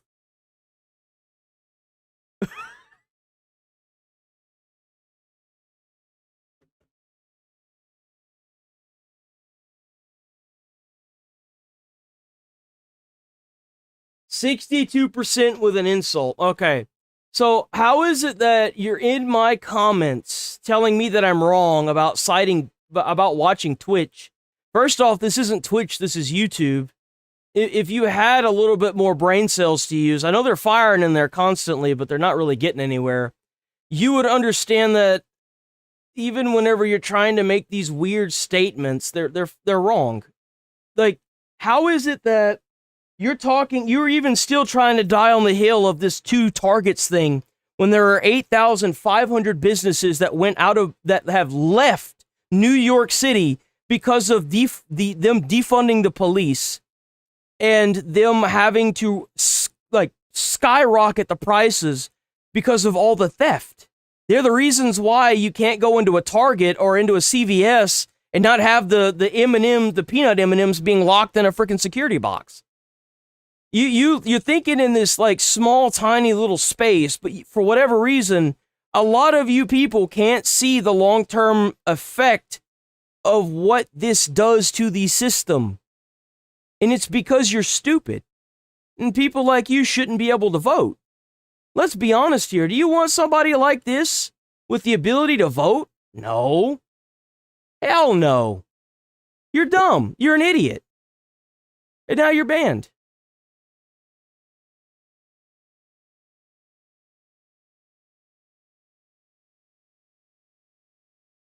Johnny run city-owned grocery store with lower Yeah, prices? I remember. Okay, I did see this whole clip. Honestly, I thought there was more to it than that, but maybe not. Let me go. I will even watch the Destiny thing. I'll even look at this. Let me see if I find it. It's on your Reddit. I don't know if it is or not. Let me see this. I can't with young people today. Like, it's one thing if you like can't afford food or something, but when it's all these like decently wealthy yuppies that are like, it's like their form of protest. Like, I'm gonna shop. Remember, I want you to let this sink in. Hassan is anti-American, anti-Western culture, and loves communism. What does communism have? A lot of laws. Hassan is rich. Hassan wants these laws to be put on America. What is the fastest way to have more enforcement of laws? Breaking them. Think about that. Oh, Hassan wanted Luigi Mandaloni to kill that CEO. He liked that, right? He was all for it. Well, what happens if you start killing all these rich people that have ties back to our politics? You're going to get your gun rights taken away. This isn't a bug, it's a feature. They want the stupid people out there to go and do this so they get their rights taken away. You got to think outside the box, people. Use your brain. Why all the rich people that are entertainers say this? Well, either they're getting paid to say it because they don't know what the hell they're doing, or they want this because they want American rights to be taken away. Think about it. Uplift? Why? What are you doing? Share your Netflix password. I do. I also do. Well, With anyone. For the longest time, I actually had someone else. Okay, to put it in chat. Put it in the chat. It should be pinned in your chat. Netflix password. That was my primary access to Netflix. And now you share your own? Yeah. Would you get around a paywall on an article you're trying to read? This is like the most bougie fucking, like, Also, it's God, the nothing like rich- a bunch I of wonder if he rich actually tries to people time, sitting like- around that literally, like Hassan's glasses are like almost $2,000. I love how we've got these rich people sitting around this nice little rich room talking about how they're stealing. You realize that the more you steal, it causes prices to skyrocket? Who do you think gets more rich because of that? Rich people. You're playing their game. And you're too stupid to realize you're playing their game. What if they're getting paid to say this? What if Big Corpo is paying them to say, tell them to steal from us so that way we can give the kickback from the exerted prices back to you? But you dumbasses don't think of that. Not once have you thought of that, have you? There are 5 people that sit around a table that make executive decisions that will blow your fucking mind, and you're too stupid and uneducated to understand what they're doing. And that's the way they want you to be. School isn't a place of education. If it was, you'd know how to balance a checkbook by the time you got out. It's a place that is designed to keep you at what is effectively a job from 9 to 5. In which case the hours are shifted to earlier or later depending on that thing, right? And then you have this thing called homework, where you work outside of your job. You have been conditioned to work and die working. And you're too stupid to see it. I'll wake up 20 minutes before this interview so my voice can be as low as possible. Would you steal a book from the library? Never. The yes for the museum thing, all of this, you can just draw this on like the most slop lines. Yep. I don't, wait, did he say yes? If they say yes, it's going to be because they have everything because of imperialism. So you should actually steal from every Western museum ever because imperialism. No. Would you steal from the Louvre? Yes. The automated process that they designed, these companies... I don't even understand, like, what is this? So they stole it so I could steal it. Well, I mean, could somebody steal it from you? Like, how does this even work? No, will increase shrink, right? So it's actually factored in. The lemons that you... Why do they say shit like this? Like, it's just so obviously not true. Like, is some amount of loss factored into everything these stores do? Yes.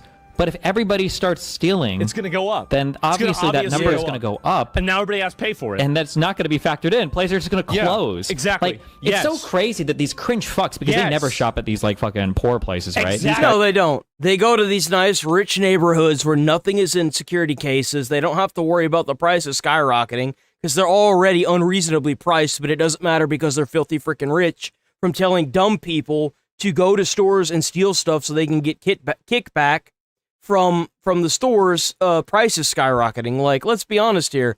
These people don't care about you. It's not for imperialism. They want your rights taken away. If they take your rights away and then you get turned into actual slaves, then it makes their lives easier. They don't care about us. Why would they care about us? They're in all the nice neighborhoods. They never have to deal with the ramifications of any of the crazy shit they say. They're already rich. Why, when you go to certain stores, like everything is behind a fucking lock now, and it's just. And why are they fleeing places like New York and Minneapolis and Mass now that since they defunded the police? It's because they can't afford to be there. To more exactly what I fucking see. Don't play by the rules. Like, money just doesn't appear out of thin air. You have to have like a cost of keep up and an actual like income from the locations in every state. If you have these locations that are losing so much money to theft that they're in the negative, you have to shut them down. We live in a society where it's not rocket science. It's just like, come on. Where the top 1% holds 32% of the net worth and the bottom 50% holds 2.5%. Like, bruh, Hassan, you are that 0.001%. Like, does he not realize this? Like, how is he sitting here having this conversation? The Department of Education wasn't doing anything anyway. The thing is that the society that we have now is because of the Department of Education. The millennials are a prime example of why the Department of Education needed to go. It needed to go. It wasn't doing anything for Americans anyway. We need to get rid of No Child Left Behind as well and start doing trades. Oh, we need to stop trying to cater to the 1% of these kids that obviously you're never going to teach a dog how to speak Spanish. I'm sorry. You're not going to do it. It's not something that's possible. Some people just can't learn basic math. It's just, that's how it is. Okay? The sooner we come to terms and start catering to people that can, like, outsmart other kids, the sooner we can start catering to them and then helping the people that need help and getting them into jobs that will be more of a benefit and less of a hindrance to them. Like, if you're just not smart enough to do basic algebra and you have to be, like, coasted through just on, like, a solid 60, you should just be failed and put into a trade school. Like, that's all there is to it. You should just be you should be taught how to sell things, or taught how to put piping together, or taught how to run some wires. Like, you obviously can't run the business. Like, I'm sorry, but that's just how it is. So bad. They're so bad. Jesus Christ. You are the rich, bro. Yeah. Your family is the rich, bro. The social contract is broken, and then there's also the slippery slope of what happens if we completely break the social contract and no one plays by the rules anymore. And I wonder where you two see the interplay of those two ideas. Right. Well, the rules are already designed in a way where if you steal from the poor, you become rich. If you steal from the wealthy, you go to prison. So there's only one. That was so deep, dude. Oh my god, that was so fucking deep. It's so stupid. I can't with young people today. It's so fucking stupid. Young people? I don't know how anybody thinks like this. I don't know about that young thing, dude. And I don't know about that. yeah, 7th grade logic. Yeah, this is like something I read. Oh, here we go. Okay, so let me see if I can find this. And, oh yeah, I just wanted to put this whole thing into a single image because it was so funny. Israel lover wants another Israel critic murdered. What else is new? What the fuck does Israel have to do with it? What did Israel do? Okay, so this is the Luigi thing. Okay, let me pull this up. Engels wrote. All right, here we go. This is the other one. I was going to watch it. Engels wrote about the concept of social murder, and Brian Thompson, as the United Healthcare CEO, was engaging in a tremendous amount of social murder, the systematized forms of violence, the structural violence of poverty, the for-profit paywalled. See, what happens when somebody thinks that Hassan is doing that when he's protecting people that are advocating for jihad? See, this is the reason why this system doesn't actually work. It's because when you apply it in a real situation, you realize that if you had everybody operating off of this, the whole world would be chaos. They're literally advocating for anarchy so they can take more rights away. What happens if you have a bunch of people like Mangione going around and killing people? CEOs specifically. Well, they're going to dip into the pockets of these. They're going to use corporate power to dig into the pockets of politicians, and the politicians are going to pass laws to get guns taken away. That's what's going to happen. Like, they are advocating for this because it pushes their narrative. It's so obvious. It's not a bug. It's a design. It's a feature of what they want. It's what they want. Like, because you realize that by them advocating for the defunding of the police and the theft of hundreds of thousands of dollars through these stores and them closing down, they are systematically weakening the already weak. Like, let's say you have a CVS and Granny gets her meds there, but her meds are going up in price because of all the theft in the store, but then the store eventually closes down and she can no longer get her meds. Well, she's going to die. That's what's going to happen to her because she can't afford to move. It's not logistically possible. And she dies. Like, it's not. If you really think about what it takes to be that wealthy, these people are crazy. They don't care about anybody but themselves, and they want money. And if you just go around systematically killing them, they're going to take rights away. And then if you think it's bad, if you thought it was bad prior to them defunding the police, these people don't want to defund the police. They want to be the police. If they had the chance, they would be doing public executions on anybody that would steal from a rich person. Because that's what their goal is. It comes full circle. What happens if you keep stealing and all the stores get shut down? Well, they're going to pass new legislation that's going to make theft even more harsh. So, like, if you steal something, you're going to be, like, put in jail for, like, 20, 30 years. Because they're going to get what they want out of you regardless. It's not a matter of, oh, well, we've got to do this. It's a matter of what they have to do to get their goal. They want communism. They want, what is that? A police state. That's what they want. And it's funny because dumb people don't even understand that because they're saying, well, you know, they defunded the police because it was a police state. No, they were just enforcing the laws that were already there. They were just enforcing the laws that were put in place. That's all they were doing.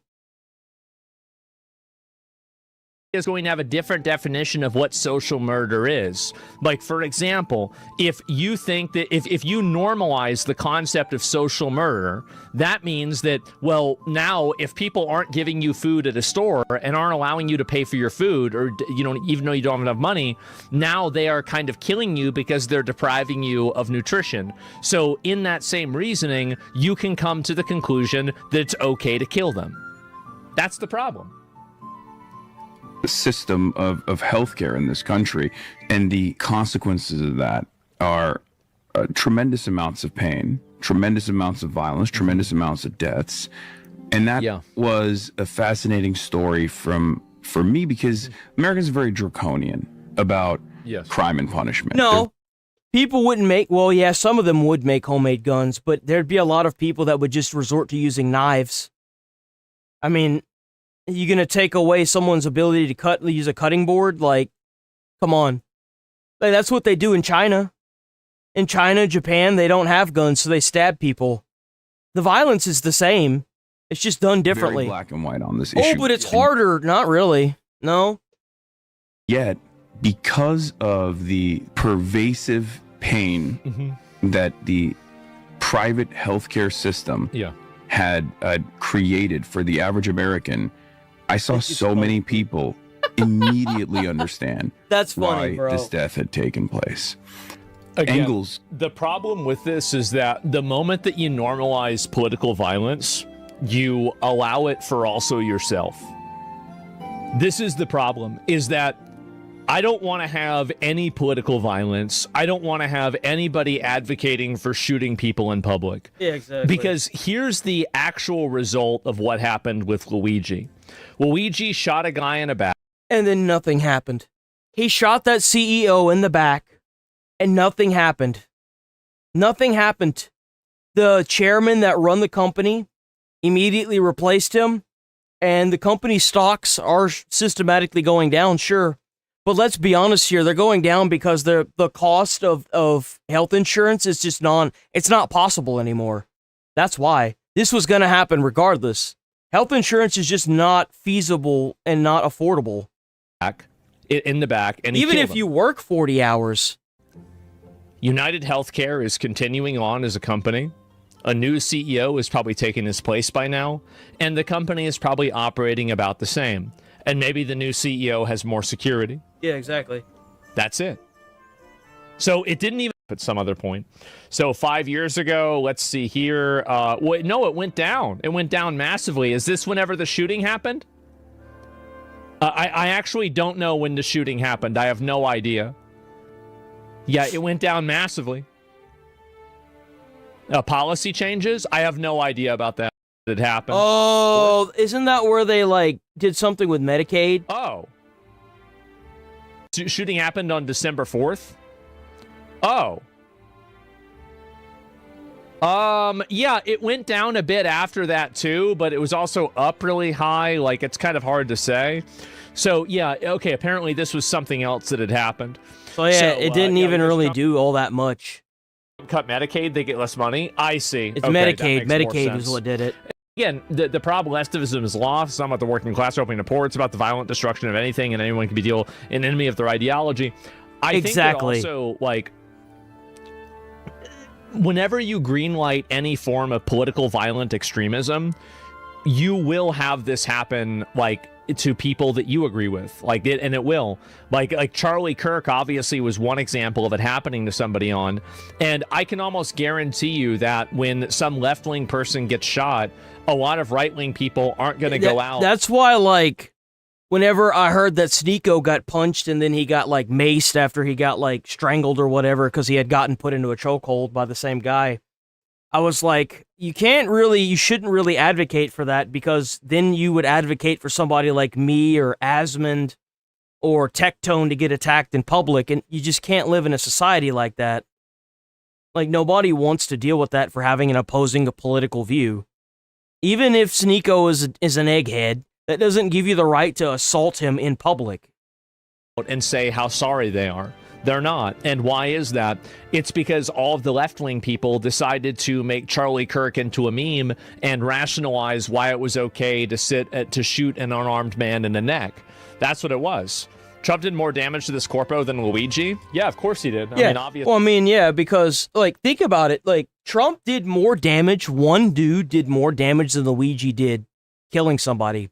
He cut their Medicare, which gave them the Medicaid, which gave them less money. And then to boot, he also made it illegal for corporations to buy houses and use them as assets. So, like, he did more for the corporate structure than Luigi did with one bullet. You don't solve these problems with systemic killing. You just solve them. It's because Luigi didn't really do anything, and he's going to go to jail, and that's going to be it, right? There's nothing... There's nothing that matters, right? Supports terrorists, so he's not supporting political violence. Yeah, exactly. And so this is the problem, is that I think that Hassan should be very careful, like, making statements like this, especially as, like, a public figure, because people will see these statements and they'll probably view this as, like, a green light for people to harass him or annoy him or something like that. And I think that any form of political violence over way harsh culture. Well, and that video was very recent, by the way. Yeah, it was like a few days ago, right?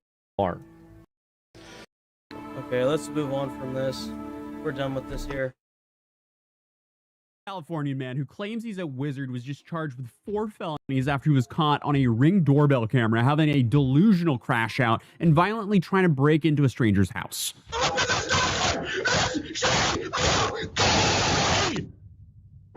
Should be thanking every single day that he's alive, still breathing, because if he had done this in Texas, bro would not have left that house. What is even going on here? And obviously, this went extremely viral, and the internet between Nichols and their child on April 5th. And this obviously ended up 30-year-old Jason Thomas Nichols is facing a 5th charge of annoying or inappropriately touching a child under 18, which allegedly stemmed from an earlier incident. So essentially, the dude did a way better job at catching himself than Vitaly ever could. Because I guess the Dude, so you mean to tell me this guy... Hold on. Wait. No shot. Out the absurdity of some of the details of this case, like, you know, his outfit or the fact that he identifies himself as Harry Dresden, you know, the whole time throughout the encounter. And if you didn't know, he's a fictional private investigator and wizard from a series of contemporary fantasy/mystery novels called. Now, in addition to being charged with burglary, assault with a deadly weapon, vandalism, and making criminal threats, the subject of today's video, 30-year-old Jason Thomas Nichols, is facing a 5th charge of annoying or inappropriately touching a child under 18, Jesus. Which allegedly stemmed from an earlier... You see, that's what I'm talking about right there. Just imagine if that Ring doorbell wasn't there and there actually was a daughter at that house.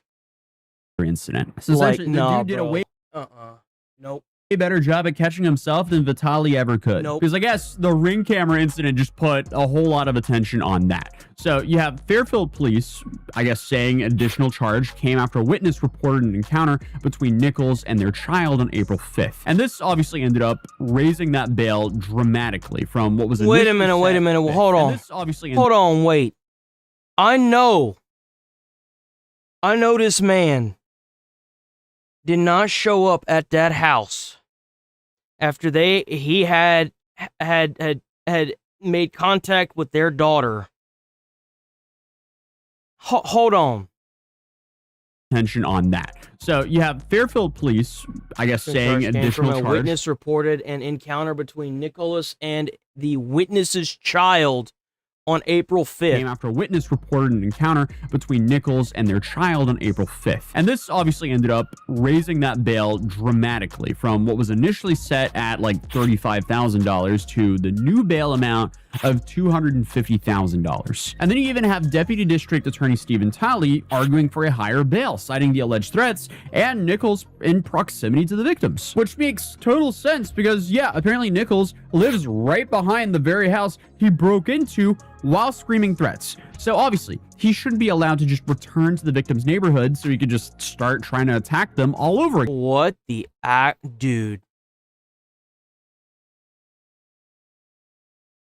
If I could say what I would do to him, I'd go to jail, bro. I'm not even kidding. But what he said was they wouldn't even mess with me. I'd have FBI at my house. Terrifying and hilarious because the entire time he was freaking out and demanding entry to the property, he was, like I mentioned earlier, referring to himself as the private investigator. So you mean to tell me that this dude made contact? They actually have a daughter, and this schizo made contact with their daughter prior to this incident where he showed up at their house banging on their door trying to get in, and then he broke into the house after all. Dude, wizard what? And wearing a Demon Slayer t-shirt under a trench coat. Like, come on.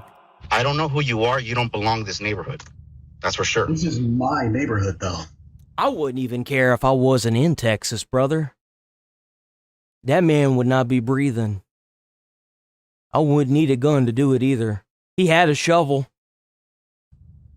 Yeah, I live there. I don't know you. My name is Harry Dresden. I am the punishment of God. Where if you had not committed great sin, there would not have been a reason for God to have sent a punishment like me upon you. I would have fun with this human being. I would. Open the door. This is my neighborhood. Open the door. I mean, it's easy to laugh at the guy in this situation, but also I can understand why anyone would be terrified. And I mean, the victim is honestly lucky that this happened in California, not somewhere like Florida or Texas, because he might have not left that property alive. But essentially what happened was on April 7th, Jason Nichols storms up to a home on the 1700th block of Burbank Court and knocks on the door. The homeowner was not home and starts talking to him via a ring camera and can literally only say hello before Nichols begins demanding that he opens the door so he can make sure that everything's okay. Hello? Hi there, can you open We the saw door, please? all this, Where's your bro. daughter, man? What are you talking about? And no, that's not what I would say. That's not what I'd say at all. I'd be like, the door's open. Where's your daughter? Who's in there with you? Bro. Where's your daughter? So that explains why he said that too. That explains so much. Do you think that this man saw that woman in the house and thought it was their daughter, and that's why he acted like this and broke into the house? Do you know how terrifying that is? Bro, if you don't... Door. Open this door, I'm breaking it down. You understand me? I mean, this is straight out of a cartoon. What in the Looney Tunes is going on here? But as soon as this random guy starts questioning about a daughter without really knowing whether or not the homeowner even had a daughter, that's when alarm bells should be going off in your head, which I'm sure they were for the homeowner at that point. But clearly, this person isn't in the right mind, so he will likely do things a very regular angry person wouldn't. But obviously, his freak out was just so irrational and honestly funny. So, like, did he do that to a different girl on the street? So he He went up to this house thinking that the little girl that he had made contact with prior lived at that residence because he probably saw the woman in that house and thought that that was where she lived. Spawned so many memes of him online. Now, I mean, okay, but it's not totally clear if Nichols knew who was exactly inside this house or if he was just LARPing with his own, I don't know, he was just doing investigative work. You know they're going to try and go with incompetency. I'm going to tell you right now that based on how big this story is and how many people know about what happened, I think he's better off in jail at this point. I'm serious. I think this man is better off in jail. The investigative wizard over here. But regardless, I mean, while the homeowner is arguing with Nichols over leaving the property, he doesn't know who he is, which leads Nichols to stating that his name is Harry Dresden. Yeah, I live there. I don't know you. My name is Harry Dresden. Open the door. You see, like at that point, after he broke into their house and I show up, that's whenever I would have to cut all the cameras because, like, again, I don't think I'm allowed to say what I would do, but I promise you one thing is that I definitely wouldn't have called the police prior to this. Bro would be missing. He would be missing. I'd say that. Victor, you around? He'd be alive. He'd definitely be alive, but he would be missing. He would be missing. Hey, you like raping little girls? And I guess we kind of have to assume that he's referring to Victor Sells, who's a human sorcerer and antagonist in one of the Dresden Files books called Stormfront, who Dresden confronts at his house, who did in fact have a daughter as well. So, I mean, all of this is just so many layers of bizarre. He broke in the door. That's what he did. He broke into the house. I don't know where to start. By the way, the homeowner's wife was there as well. It all starts to make sense when you connect all those dots, but it doesn't make it any less freaky. I mean, the entire time, the homeowner is, like I said, away from home, but he very quickly turned back and was heading home after he witnessed the, the disgruntled wizard demanding entry to his house. Because again, remember, the homeowner's wife and child were still in the home. Oh my God, dude. Oh, ain't no way in hell. There ain't no goddamn way in hell. I did not know that they had oh my God, bro. And probably scared to death by this guy. And you didn't beat that dude to death with that shovel? Pounding on the door and wildly screaming, while threatening to kill whoever he thinks he's looking for. I mean, this is crazy. And again, to make things even worse, he actually got inside of the house. So the homeowner ends up returning to the home and gets into an altercation with Nichols. You should know that even if you don't break a door and you just open the door and walk in, that's still breaking and entering. Just so you're aware, it's the same law. Arms himself with a shovel at one point to protect his family. Get the out of the third room, bro. Walk the out. What's the third room? Walk the out. I'm telling you, I'm giving you a chance right now, man. What's the third room, bro? I'm giving you a chance. I would kill this individual and tell the judge that I would do it again because, and let me tell you why. I would do it knowing that he would never do this to another person ever again. That's exactly what I would tell the judge, too. I'd look him in the eyes. I'd be like, yeah, I did it. I'd be sitting there with a big old smile on my face, too. I killed him. I did it so that way anybody else that was unfortunate wouldn't have been able to go through that. Get the out of my house. This is the third room. I don't know who you are. Just imagine if they didn't have him. Just imagine if that was a single mom with her daughter there. The police didn't show up in time. The police showed up after everything. You better get the street at 1797 Co-op Drive. I don't know who you're talking about, man. Why do I hear screaming? Are you military? Yes. Okay. Can you help me out? Okay. Yes. I understand what you're going through right now. Yes. Can you step outside? Yes, sir. Thank you. Will. Thank you for asking. There's something going on this street, bro. Bro, everything's fine. Please step outside. Okay. Well, sit there. Sit on the ground, please. Yes, sir. And this altercation leads both men to require medical attention for head injuries sustained during the fight. But luckily, no one is seriously injured. And I guess the fight... You'd have to be worried about them bullet holes. Wouldn't be no head injury on me. Bro, I'd be taking every damn gun. I got 3 guns in this apartment. I'd be taking each one of them and pumping. I'd be dumping, bro. I wouldn't even care. Is instantly de-escalated when the homeowner asks You want to sit there and do that? Just imagine if that man didn't show up when he did. Because they had met face to face. The wife was in the other room and they met face to face prior to the guy just so happening to turn the corner and them being there.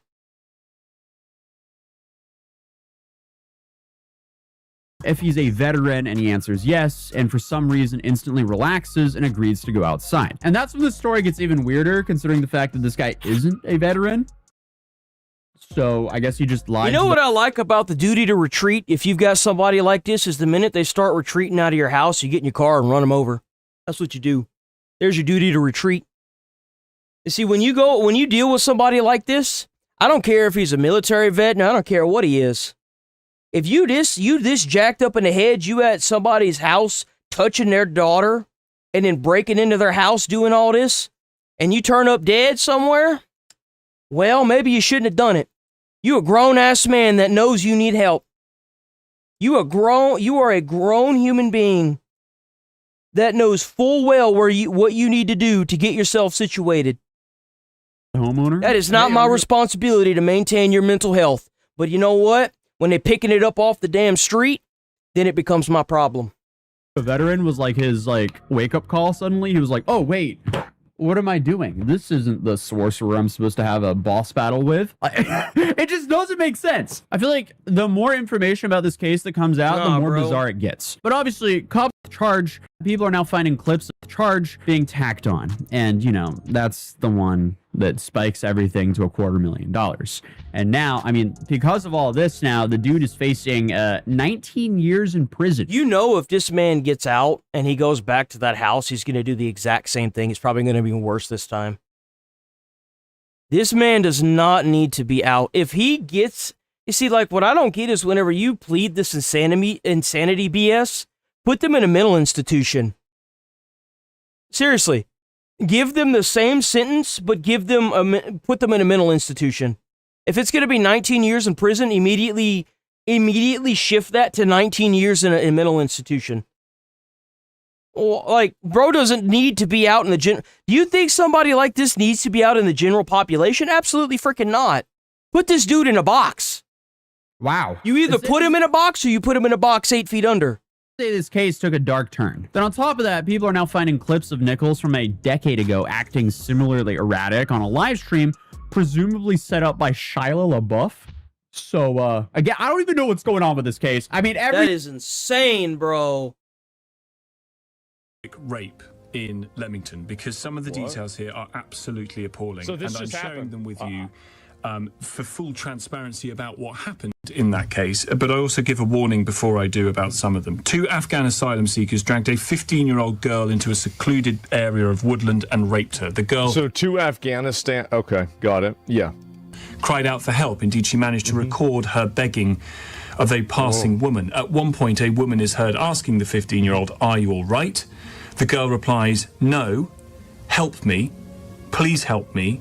So many people have walked past me. I want to go home. Please, please, help me. They are going to rape me." So everybody just basically just let this... Oh my God, that's sick. The girl, who can't be named because she is entitled to anonymity, the court was told eventually managed to get away and recorded several selfie-type videos demonstrating what they say was extreme distress, crying and hyperventilating. In a video after the ordeal, she could be heard sobbing, "Oh my God, I've just got effing kidnapped. I thought I was going to be dead. Every single one of these people are driving past me. Help me, someone. Please, please help me. Why is no one helping me? Please, someone." Her mother said in a victim impact statement, "We have watched our vibrant, happy and confident daughter shrink down and suffer from anxiety so bad that she's often physically sick." I'm glad that people are talking more about this, because the PTSD that one of these interactions creates in a person is like it's massively damaging. And for some people, the effects of that turn out to be worse than what even happened to them. It's not because they end up killing themselves over it. Like it fucks up. Also, like that's another thing too, is that there's the family PTSD, right? Where it's like, not only are you thinking about that. He's 18 in less than a month and will be automatically deported after serving his sentence. Did you catch that? 10 and 9 years. It's horrifying. Hotel, having just arrived by boat, have been sentenced to 10 and 9 years in prison. The Telegraph reports that Jan Jadzeb turns 18 in less than a month and will be automatically deported after serving his sentence. But the court... Why not just deport them? His date of birth was unknown, so an age assessment has been carried out by specialists. Yeah. So I wonder then how we know that he turns 18 in a month if we don't actually know this individual's date of birth. This is the same bullshit that they're trying to pull with that guy, that 19-year-old that went into that school and groped those high schoolers. Why are they trying to put them in jail and hold them there for a month or a year?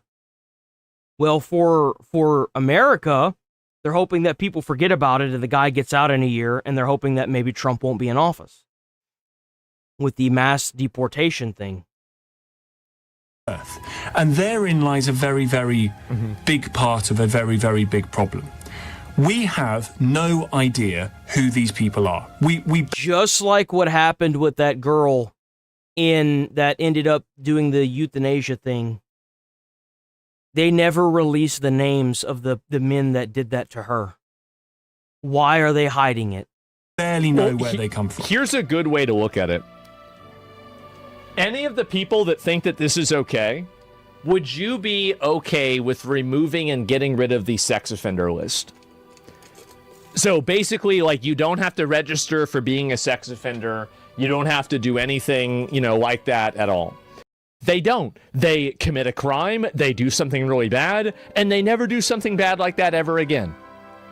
But they're still on the sex offender list. Not allowing people to remove these, like migrants that are totally unvetted is effectively the same thing as just getting rid of the sex offender list. Exactly. You guys see where I'm coming from? Exactly. And the rage that I feel about this story, and the rage that you feel about this story, this kind of actually I find genuinely barely containable. It's valid. Everybody knows it's valid. People are scared to say you're valid. It's not racist. It's valid. The anger that you feel for hearing this is valid. Rage leads to perhaps a desire. This is what is making mass deportation the way of the future right here.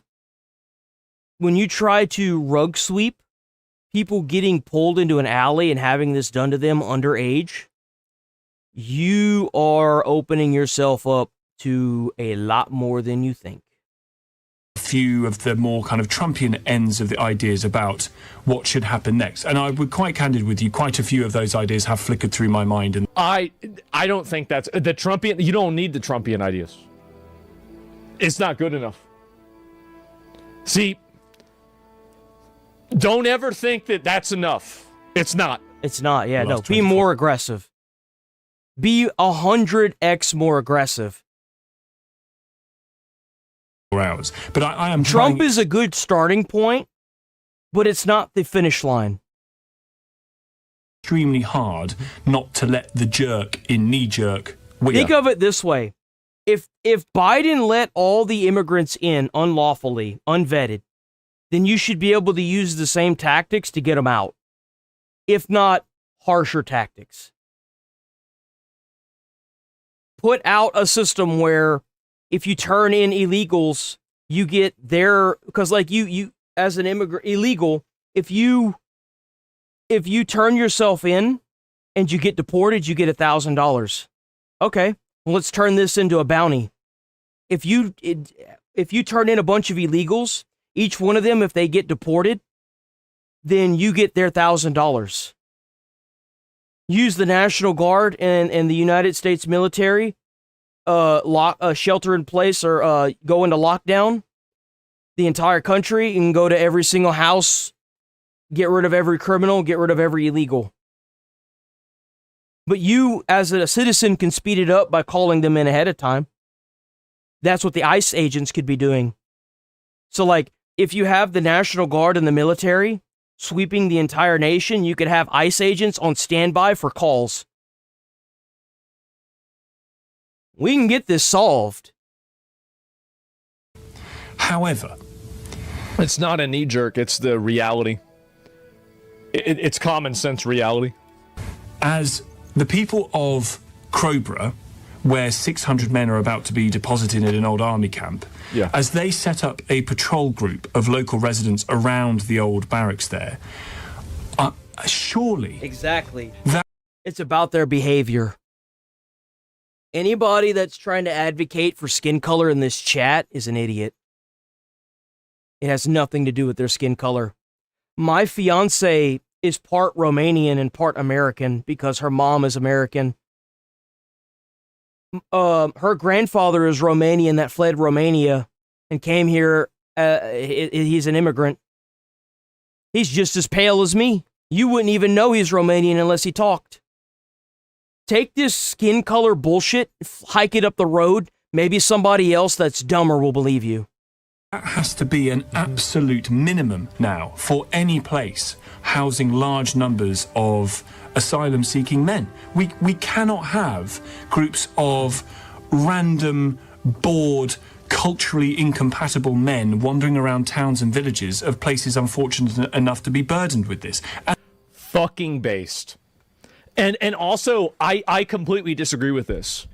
I think that just the notion that you need to have an entire police enforcement mechanism to make sure that these people don't rape your kids, I think that should tell you something like maybe they shouldn't be here. Like you understand that in our, so here's a prime example of what he's trying to relay. You can't take for example, the IRGC.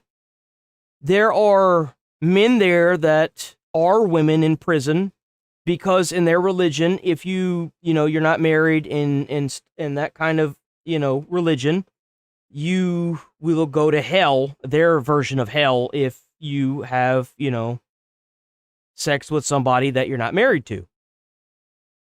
So they do that in their prisons. Or here's an even better example. Underage marriages in Iran. Over there, it's celebrated. It's just an average marriage. Here, you can't expect somebody that came from a culture where underage marriage is celebrated to understand that it's not accepted here. That's a cultural clash. It's not possible. It goes against their culture. Like, that's why you got some of these guys, like, even now, Chris Hansen's having to bring in immigration to get involved with this because he's cracking down. He's finding, like, these immigrants, these illegals, even sometimes, that have come from a foreign country that's culture is completely different from ours, where they're allowed to marry underage women. And it's, underage girls. They're not women. They're girls. And it's disgusting. Maybe you can't expect the culture to assimilate like that.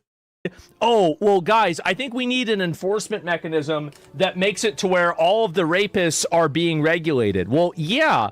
Well, why do you even have it? Like, I mean, think about the question, why are they even here in the first place if you need to have a separate police system now to regulate and, like, basically be a countermeasure for just them being in the country, period? Think, like, who do you don't need to do this for regular British citizens? Then why? Like, think about how ridiculous this is. This is crazy. Well, think about how much money we're wasting on immigration as well. Like, you can't tell the average taxpayer that some guy from a foreign country moving here just to get away from their shiz country is a good thing if we can just go there and fix their country. Like, how do you expect somebody to come from a different country and you to tell the taxpayer that it's good for this country that now that the job that you would have had is now being done by a migrant or an immigrant? Well, like, you understand how stupid that sounds? Well, they're in a shitty country, so they have to flee it. No, just because your spawn point sucks doesn't give you the right to move to America. It's a privilege. It's a privilege to move to America. It's not a right, it's a privilege. When did we lose sight of that? This is like saying I'm going to hit myself in the head with a hammer, so I need to start wearing a helmet. Well, here, let me give you a good fucking idea. Stop hitting yourself in the fucking head with a hammer. You won't need the helmet.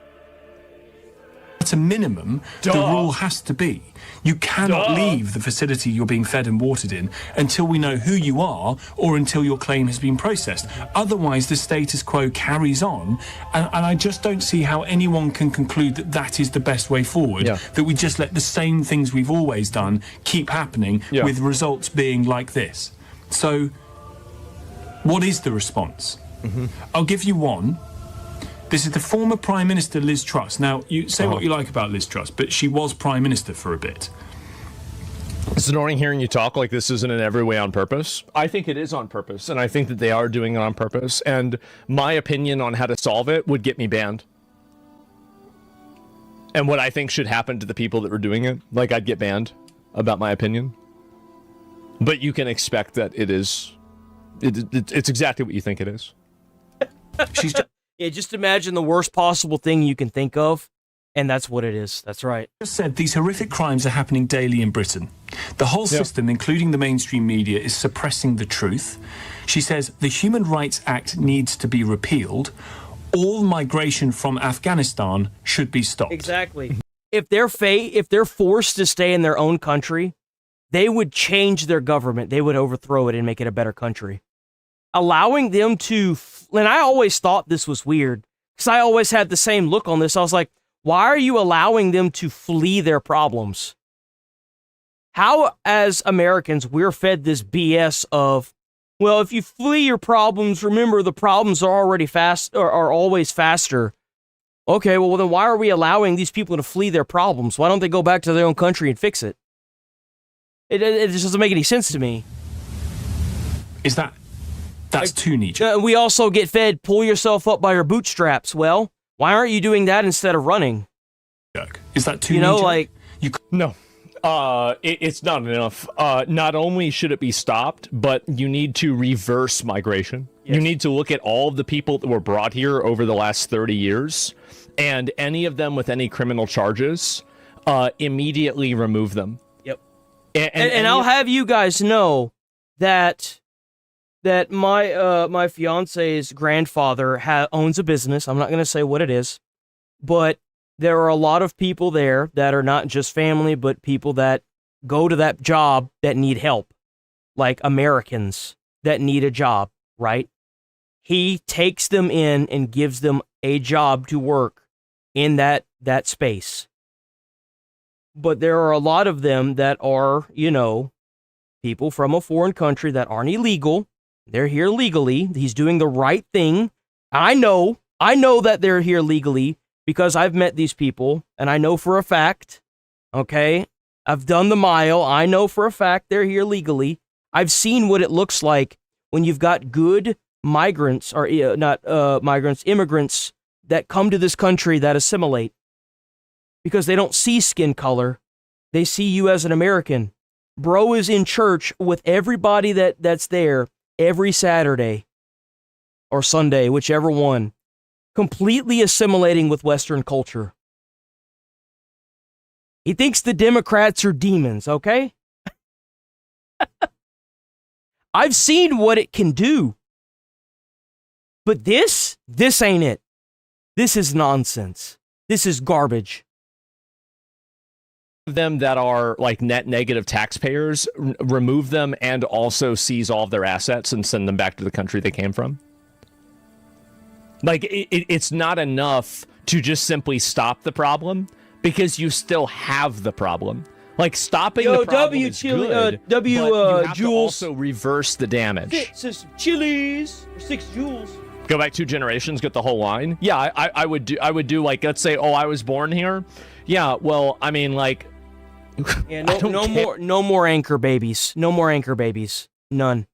Like, if you're running a stand-up business and you're employing people on a non-racial scale and everyone you're employing is legal, and you haven't committed any crimes, and the people that you're, like if you're actually doing everything you need to do to assimilate with the culture, learning learning English, like he, for example, my fiance's grandfather, you wouldn't be able to tell that he's Romanian until he starts talking, and he's got a very he doesn't speak in Romanian, he speaks English. He assimilated. He is a prime example. He loves America. He does. Why wouldn't he? He made it. Like, he did the mile. You know what I'm saying? Like, and in W American. To me, he's not Romanian. He's American. I don't see him as a foreigner. I see him as American because he assimilated. He's one of us. Like, he joined the culture and got melted into the pot. That's the way it's supposed to be. Stop adding bricks to the pot. There, you've got to go back. Too bad. You're not supposed to be here. Your parents shouldn't have been here. You're not supposed to be here. We need more ice cubes, damn it. Either. Can't and shouldn't judge the whole by the part. Yeah. So we can't judge every person from... Of course, it doesn't matter. Like, this language that you use is just silly. Afghanistan on the basis of actions of, in this case, 2 people. It's not 2 people. So that's too far for me. But I'm, again, candidly, that thought's crossed my mind too. And I can't... I think the... Yeah, hit like on the stream, like on the stream and sub to the channel. We are every single day, 8 a.m. to 11:30 a.m. Central Time. So please keep showing up. We're here every day, even the weekends. The reality is that there is a small percentage of people that are... Check out that channel membership. Every single country that will integrate just fine. Whether they're from Somalia, Afghanistan, China, Russia, or anything. Like, I'm sure that we have Somali immigrant Americans that have no problems and aren't causing... Well, English is the national language, so yes. If you move here to America, you should be expected to learn English. Yes. I dated a high school teacher that had ELA classes in their high school that forced people that were like foreigners that moved here to America to learn English. English is the national language. That's what it is. Get used to it. If you come here, you should be expected to assimilate by learning English and not waving your flag in our culture from your different country in a protest. If you go to someone else's house, you're expected to take your shoes off and abide by the rules of that house. That's how it works. You don't go to school with a gun because it violates the rules, okay? Any problems. I don't think we need to send them back, but we need to look at the ones that are doing things wrong, and we need to go after them instead. And the way that you do that is you set up high standards, and then you simply hold people to those standards. That's the way you do it. The reason why I say I'm not sure that's going to work is it does judge the whole by the part, and that sort of isn't fair. Because it's cheaper? Bro, if you go to the DMV right now and take a test, you have a Spanish option. How does it make it cheaper if you have to add the Spanish option to an already English test? Sounds to me like they're doing some budget cuts, boys. Sounds to me like my money's going to the right place. That's what it sounds like to me. What you talking about? The entire idea of it not being fair is a total inversion of the moral... fuck being fair. The hell with that. Responsibility that you That's not my responsibility to make the world fair for a bunch of people that don't live here. That's your responsibility. Deal with your government. Protect your country. Make it fair for yourself and your own country. Like we did. Your idea that it isn't fair, and so because you've come to the conclusion that it's not fair, the result of that is that women in your country get raped.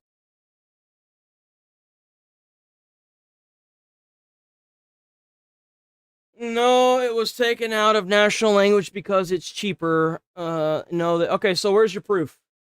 Where's this at? Name the media that it said. If it's a YouTube video, give me the name of the YouTube video. Where's this at?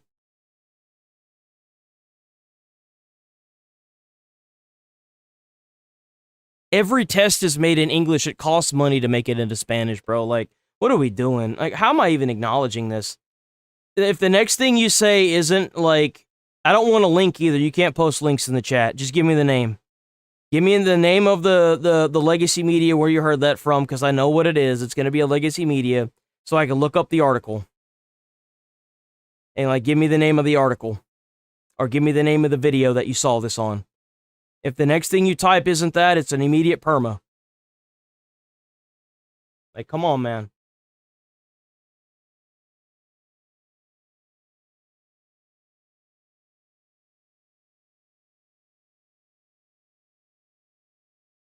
How is it cheaper if you have to turn signs into Spanish because they can't understand it? Like, come on. We really doing this right now?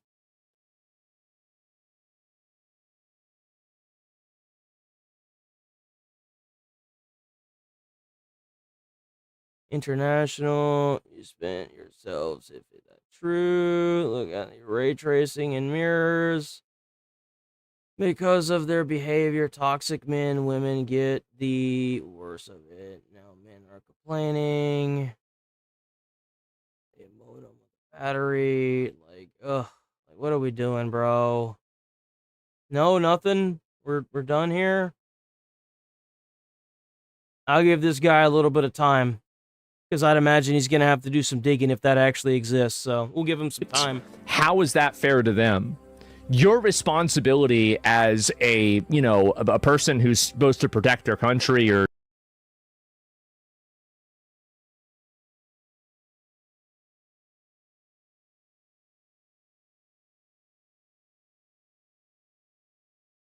Oh, so you don't have any actual truth behind that. I don't care if it was the national language. It shouldn't have been. Everybody that comes to America should be expected to learn English. That's the national language. Not Spanish, not Canadian, no, not French, English. Everyone speaks English. Everything that you do, every test that you take is in English. Everything you see on social media is in English. Everything that you fucking watch on television is English. It's English. It's not Spanish, bro. It's English. It's been English for a very long time. We allowed them to change a portion of the national language to Spanish. But it's not. It was just a bunch of woke idiots that decided to make it Spanish for whatever reason, and Trump fixed that the way it should be. It's English. I'm not going to learn Spanish for a bunch of foreigners that come to my country. I was born and raised on English, and I'm going to know English, and if I go to somebody else's country, I'll learn a little bit of their language. But as long as I'm in America, I'm speaking English. That's the expectation. If you go to Japan, it's the same thing. You go to China, it's the same thing. How is it that we're expected to be different than every other country in the world? Bogus. I'm tired of it. If you go to a foreign country, you're expected to learn their language, but the second they come to America, well, we got to change the national language. No, it's English. It's English, bro. Or do something to benefit other people is to act in a way that is in the best interest of other people that cannot act for themselves. And this is the big issue that happens, is that you're thinking about, like, from my perspective, you should not even be considering what's fair to Afghanistan migrants. They should be lucky they're here in the first place. They shouldn't even be here anyway. So what's fair to them, even if it is unfair to them, who cares? Who gives a fuck? Like, the focus should be on your own people. Like, you shouldn't even be thinking about them. But at a bare minimum, the idea that you would have hundreds of people, and even in the cases where we sort of have a better idea about who they are because they've been through the criminal system, still don't know how old this bloke is. Still don't really know how old he is. The idea that you... I know this man ain't about the... You do realize that that was given to us, right? You do realize that it was given to us? The statue... I know you're not trying to use that as some weird mental gymnastic counter-argument to why America's base language shouldn't be English. I know that's not about to happen. It was given to us. The Statue of Liberty was given to us, and we put it up in New York. I don't care what the statue says. We all know what it is, though. And it's amazing how it's in English, too. The Statue of Liberty. Why is that word in English? I wonder. I wonder how many countries just call it the Statue of Liberty in their country because that's what it's called because it's English. It makes you wonder. You allow then hundreds and hundreds of people to be housed in areas and they're allowed to wander around and we have no idea who they are. Yeah. No, cannot happen. Cannot be allowed to happen anymore. If this case... You shouldn't even be forced to learn a foreign language in America. If you in high school or you in middle school or you in elementary, you should not be forced to learn a foreign language if the entire nation's language is English. That's BS. That is just fluff. Take that out of the classes. If these kids want to learn Spanish or a different language, then they can take it up as like an elective. The fact that that's like a primary you need to graduate is dog shit. One response. It has to be that. But you're an immigrant too. The Indians probably thought There so are as well. so many better classes that could be core classes than learning a different language. Yeah, and it didn't work. And look how they're doing. They're in reservations now, and their entire civilization is destroyed. We took over the whole country. Indian Americans, Native Americans represent like less than like probably 5% of the population. Their culture is annihilated. Their way of life. That's right. The United States Constitution is in English. That's right. Is relegated to reservations and basically their entire existence. All the laws are made in English, and then they're converted to foreign languages. Like, what are we doing here, guys? Is destroyed. So I think that you can look at Native Americans as a great example of what happens. Mm-hmm. Do you want to have that happen to you? I don't. So do you not think the new immigrants will do the same thing to you too? I think they will. That's the reason why I would try to prevent them from doing that. I'm confused by what your argument is. So what's your argument about this? Yeah, let me pull this person up. I'll listen to this. So by the way, I'm not an immigrant. Like my family came to America like 500 years ago. Like, whenever my family was in the country for 500 years, I'm not an immigrant. Sorry. Let's break this down, okay? We're going to break it down.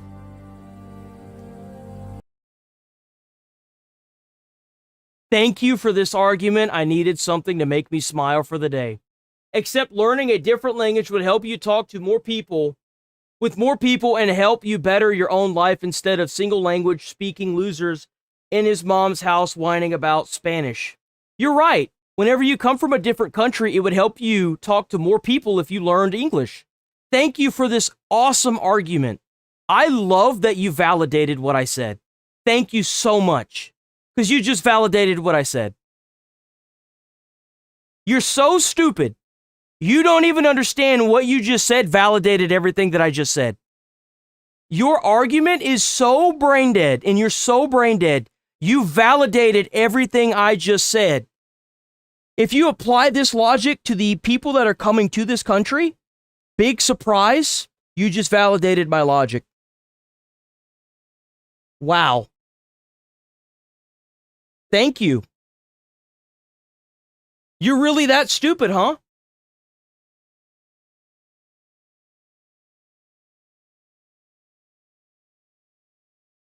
No, you're not going to say anything? What's the matter? You going to roach out now that you got pulled up? Do you have anything to say to that?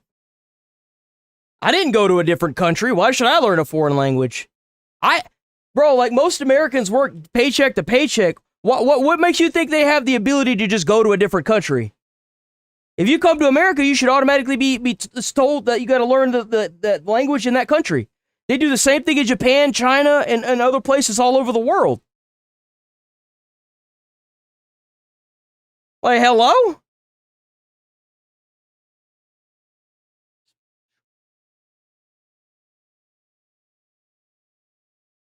They got rid of Spanish. Spanish is not a national language. If you go to Minneapolis, there are no Spanish people. It's not the national language. You know who lives in Minneapolis? I've been to Minneapolis. That's how I know this. Bunch of white, tiny towns, other than the big cities, and there are a bunch of white people that all speak what language? English. They all speak English. Now, I did go prior to the Somalian invasion, but I have been there. Just because you change it doesn't make it the truth. And I think it's a damn good thing that Trump finally changed it. Because that's the truth. Most people in America speak English. The mass majority speak English. It's good that they're starting to cater to the Americans again. Is that it? Anybody else? No? These counter arguments are not very strong, guys. Well, I'm brain dead. Of course, they learn English coming here. Who said they didn't have to? That's crazy. So then why should I be forced to learn you know what? What are we going to do with this idiot? What are we going to do with this moron?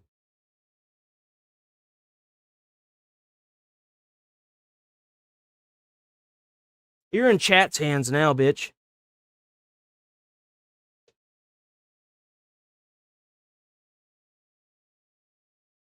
Oof, 90%. Ooh!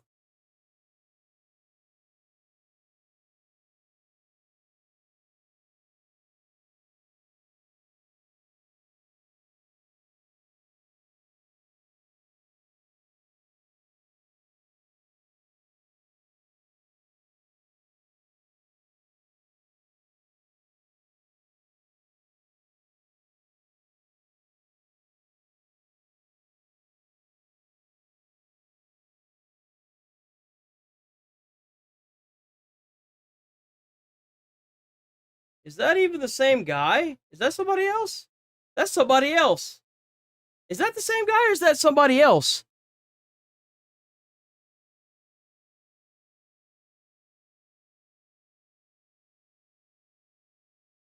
I think that's a different person, isn't it? It is. It's a different person. Oh, the schizos are coming out of the Woolworth now. When I won't agree the American way. Ha! That's funny. That's funny. Oh, what's the matter? You have no power here, so you're going to try and act like you have power? No, that's not how it works. Bye-bye now. By the way, silencing people is the communist way.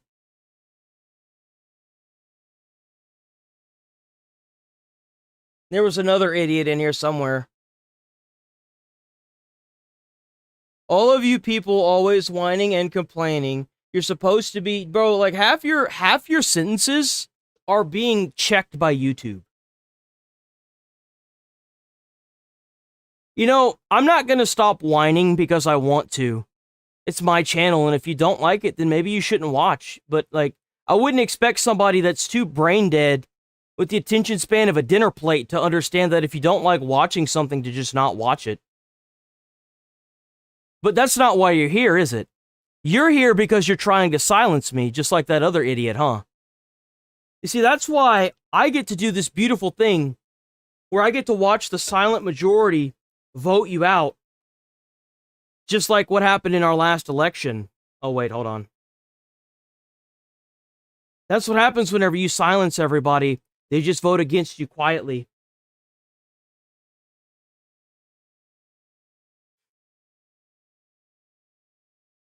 Why don't you quit whining? Well, why don't you quit whining? Why are you here? If all you do is complain when you show up, then why are you here? No one asked you to be here. No one wants you here, especially if you're just annoying. We are here to troll you, idiot. Well, thanks, because you're giving me lots of money by doing it. Not a whole bunch, but enough. And then I get to make content out of you. So, ooh, 62%. People aren't too sure about this guy, huh?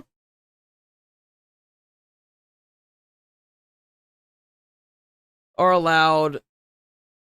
Silent majority. Ha ha ha. You guys are allowed crybaby minority.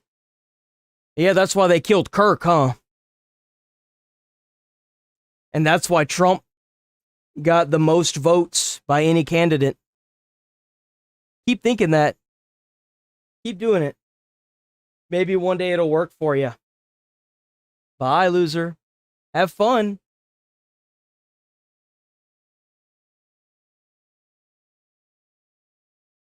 Oh, man. Now we got... Oh, they coming out of Woolworth today, boys.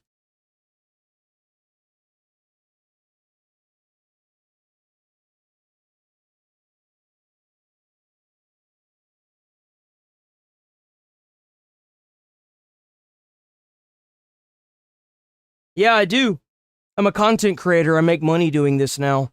Before this, I was a firefighter. Made $60,000 a year. Do you have a job?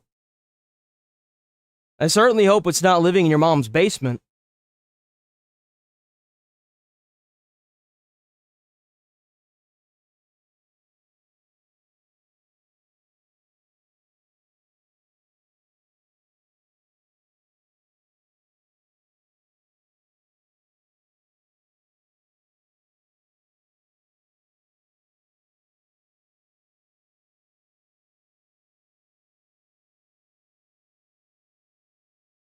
Anybody else?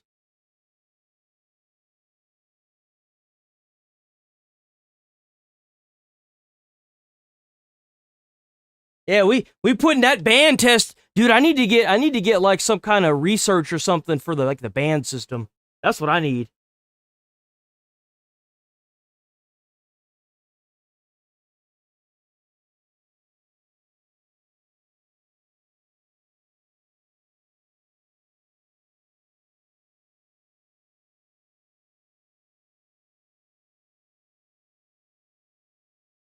Yo, W Medical Coder. That's what's up. That's good stuff, bro.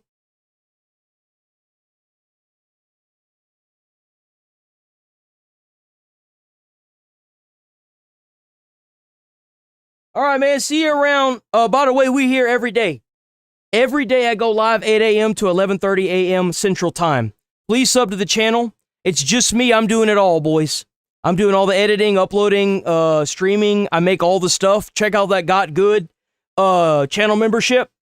Those exclusive emotes I made myself.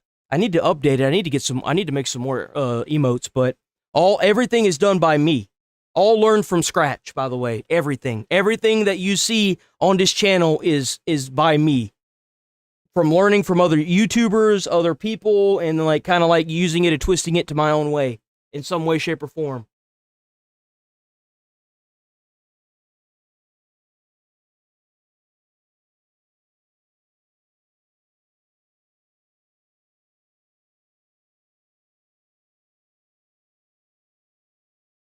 And that's bullshit.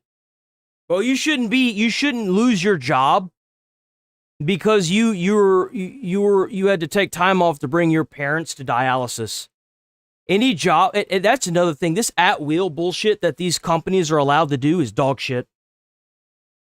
That's dog shit. That's garbage. We need to get rid of that. America didn't use 500 years ago, you retard? I know. That's why my family fought in the Revolutionary War. Okay, there's a lot of goyim out there. From this, we have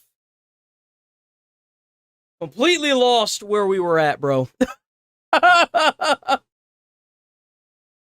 Man, the quality of the people that I've been pulling up have gotten really bad lately.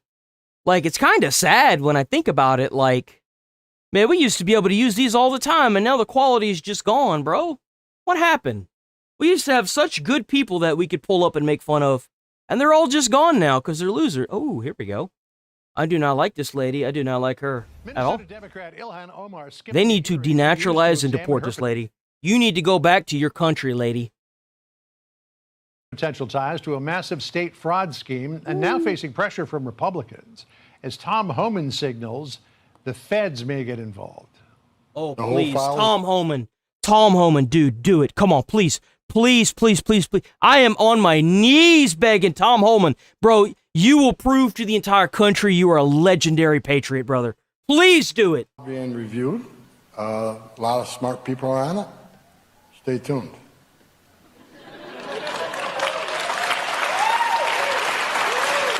State correspondent Let's Mike go. Tobin has got the details. He's with us in Chicago. Hi, Mike. And, John, the issue Minnesota Republicans have with her is that Congresswoman Ilhan Omar is not facing the questions, not to reporters, not to the Minnesota House Committee on Fraud Prevention.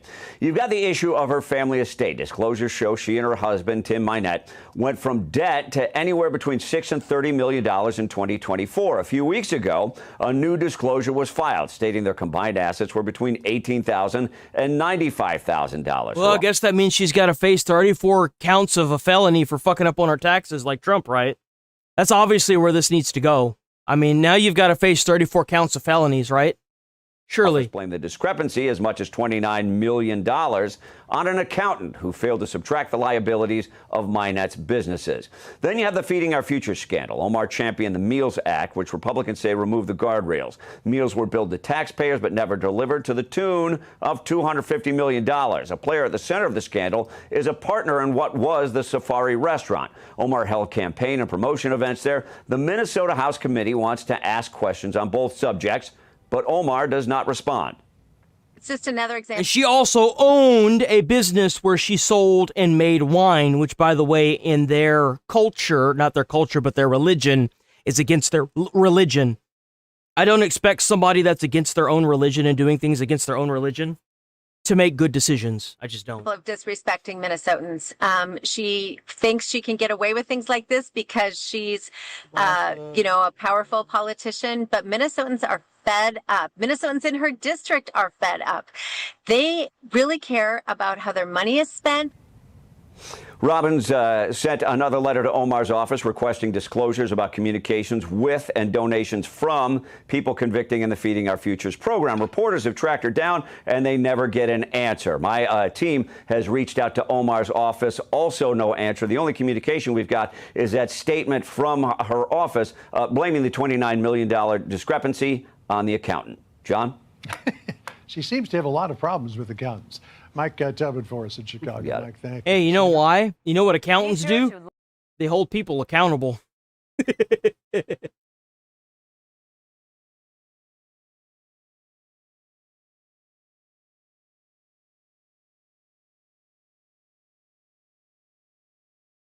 Iran's new leader. To Operation Epic Fury, President Trump Boys, I think we found the new head for the chicken that's been running around. To Operation Epic Fury, President Trump says he is looking for an everlasting deal with Iran, but he says it's tough because their leaders are fighting like cats and dogs. Madeline Rivera joins us live from Washington with all of these details. Good morning, Maddie. Good morning, Ashley and Todd. President Trump indicates he is not rushing to make a deal with Iran because he says infighting within the regime's leadership has complicated negotiating efforts. He says Iran is the one under pressure, arguing their infrastructure could crumble if they don't get their oil moving soon. They have all new leadership and they're fighting like cats and dogs for who's going to control. Because we've created a real mess for them. But I also took a little break. I gave them a break. And remember this. I don't know. I've always lived by I've lived by three philosophies. ABC, always be cheating. Second one is never negotiate with terrorists. And the third one is always a cheat. Once a cheater, always a cheater. Those are the three rules of life right there, boys. I want to make the best deal. I could make a deal right now. Do you know that if I left right now, we had a tremendous success. It would take them 20 years to rebuild, but I don't want to do that. I want to have it everlasting. Trying to get all that oil, boys. He's trying to get all that Earl. Iran's supreme leader now issuing a rare statement denying that Iran's regime has a rift. He says due to the strange unity created among compatriots. Well, then why don't you show your face? If you're as united as you claim to be, then why don't you show your face? Why aren't you doing any press conferences? Patriots, a fracture has occurred in the enemy. Cohesion has become even greater and more steel-like, and the enemies will become more wretched and diminished. The enemy's media operations intend to undermine national unity and security. May our negligence not allow this sinister intent to come to fruition. The president suggests the U.S. stands to benefit from the ceasefire, provided Iran does not lay mines on the Strait of Hormuz. And today, the Pentagon will have a press briefing at 8 a.m. Eastern Time. It comes comes as the president says the U.S. military has hit 75% of its targets in Iran, but he acknowledges the regime may have loaded up a bit during the 2-week hiatus in the fighting. Todd and Ashley. Okay, Maddie, thank you so much. And the ceasefire between Lebanon and Israel is now extended following a high-level meeting in the Oval Office. And President Trump is hopeful that the leaders of the two countries will soon meet face-to-face. Listen. We think that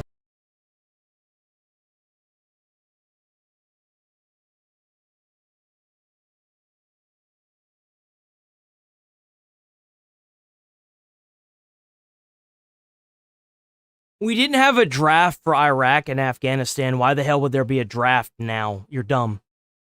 That's what I think of the draft. What are you even on about, bro? There is no draft. There wasn't a draft for 20 years in Iraq and Afghanistan. Why the fuck would they call a draft now? Are you stupid? It's obvious that you have no idea. Like, I'm 31. I'm not going to get drafted, bro. You can join the military up to the age of 42 now, but you don't. Like, someone like me isn't going to get drafted.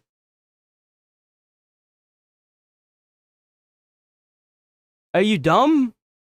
If we were in Iraq and Afghanistan for 20 years and they didn't call for a draft a single time, what the hell makes you, like, you realize that the amount of soldiers that died in Iraq and Afghanistan have been exponentially higher than the war that we've had with Iran?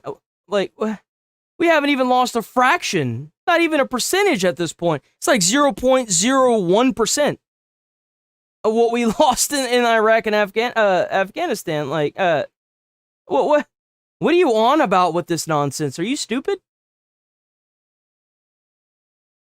Trump never said there was going to be a draft. Stop lying. You're actively lying, bro. You can't even say anything that's truthful. You have to sit here and lie.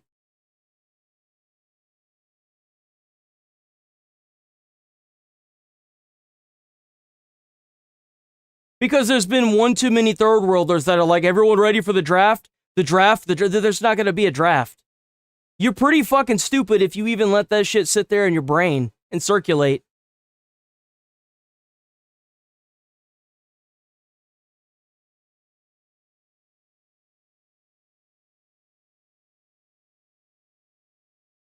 This guy is obviously a problem child.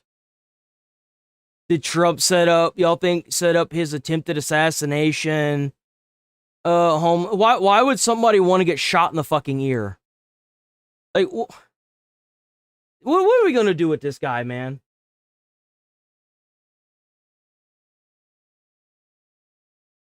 What are we gonna do with this guy?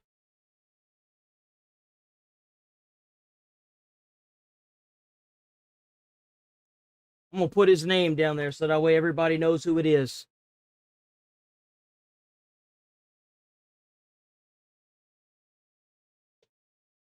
You think Trump do you think Trump set up his own assassination? No, I don't think Trump wanted his ear to be shot off. No, I don't.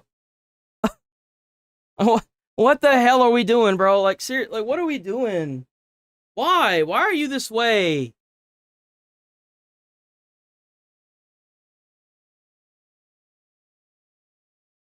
Oh, yeah, by the way, I'm here every day, 8 a.m. to noon.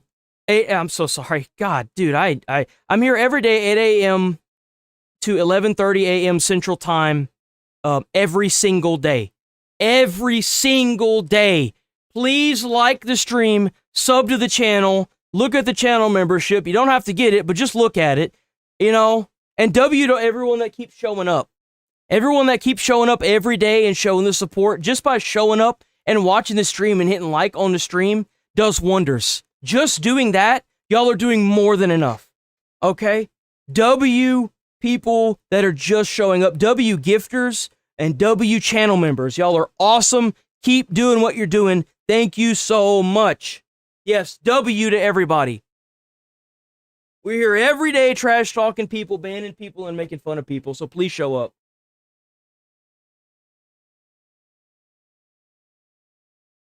In poll. Sent 100 for 2 joules. W2 joules. W2 joules. Where'd that guy go? What the hell was his name is right here?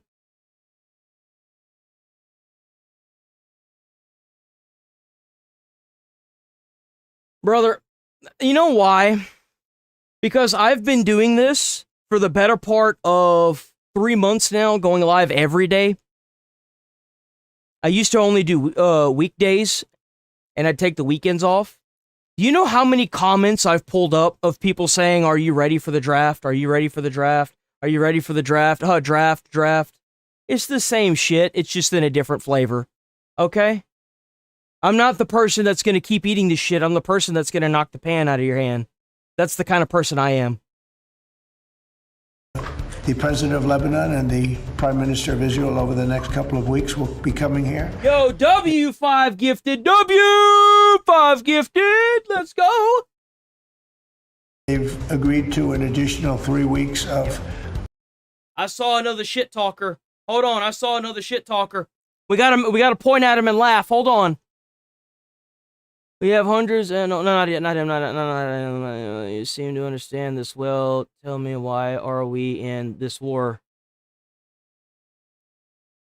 Is this? I feel like I've seen your name here before. Why are we in this war? I'll tell you why. Because there is a race of people called the Iranians that are being systematically genocided for having opposing political views, locked up in prison and raped for having opposing political views. They're systematically being killed for being out past curfew or wearing their headscarf incorrectly. In fact, recently, Trump had to tell the Iranian administration, the IRGC, to not kill, like yesterday, to not publicly execute 8 women that were scheduled for executions, and they ended up letting 4 of them go. And by the way, they were political opposers. They ended up letting 4 of them go, or 4 or 5 of them go, and I think 3 of them have been are going to be sentenced to a year in prison. How does it go from execution to being scheduled a year in prison? This race of people, is the IRGC and the regime that the Ayatollah ran, funded proxy terrorism all across the Middle East that caused the deaths of hundreds of Americans and American soldiers. They also captured Americans and held them for 444 days prior to their release, where Obama sent them $400 million, which, by the way, is the equivalent amount that it costs to get that downed pilot out of Iran. And I feel like the money was much better off spent getting that downed pilot as opposed to cracking open whatever shit shack those American soldiers were being held in, where they were being tortured for 444 days. We should have attacked them then. These IRGC has been screaming death to America for 47 years and have systematically killed 45,000 people and made the families that they've killed pay for the bullets to collect their loved ones. And you want to tell me that them having nukes is going to be good for the rest of the world? They've shown that they're willing to kill whoever they have to stay in power. What makes you think that them owning a nuke is going to be any different? It's just on a larger scale. They would systematically nuke as many countries as it took to stay in systematic power over the entire world. It's called leading by example. I know a lot about this because I've been covering it even before Fox did.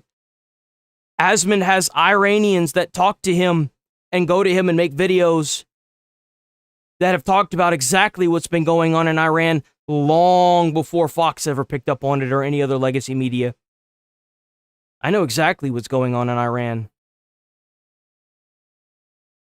I guess no firing, ceasefire, no more firing. Again, if you stick around, we're here every day, 8 a.m. to 11:30 a.m. Central Time, doing the exact same thing every day. Every day, even the weekends and all. And I was even here on Easter. Hezbollah to think about. President Trump says the U.S. will work with Lebanon to protect itself from the Iranian-backed terror group. Be sure to like and subscribe for all. And there are obviously some more details that I've left out that I haven't said, but that's just a basic rundown of everything thus far. The U.S. U.S. accusing China of stealing AI secrets, with the White House Science and Technology Director writing on X, quote, the U.S. has evidence that foreign entities, primarily in China, are running industrial-scale distillation campaigns to steal American AI. We will be taking action.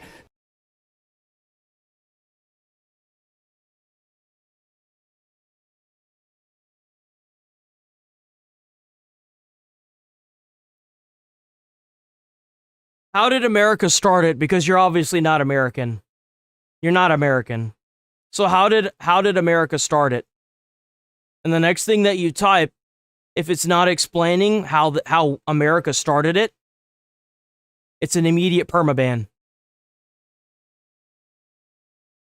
This is my proof to anybody that's new here that this is not an echo chamber. And if you're going to sit here and continue to spam the same bullshit without an actual example or any new information, it's an immediate perma. I don't undo bans either. If you get banned here, it's permanent.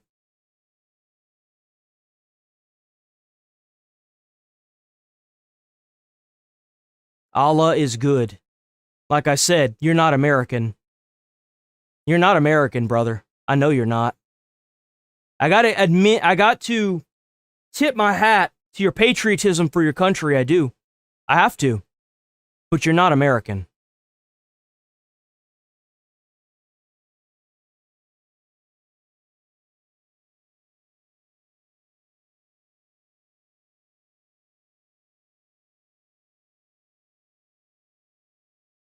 To protect American innovation, these foreign entities are using tens of thousands of proxies and jailbreaking techniques in coordinated campaigns to systematically extract American breakthroughs.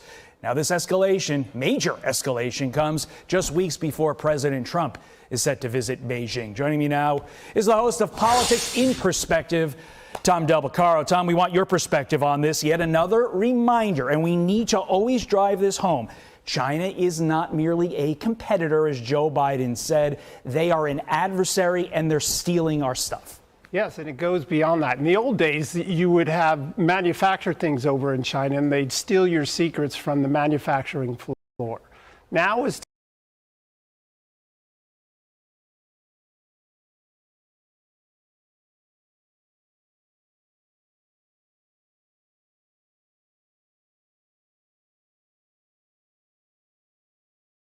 Okay, we're waiting.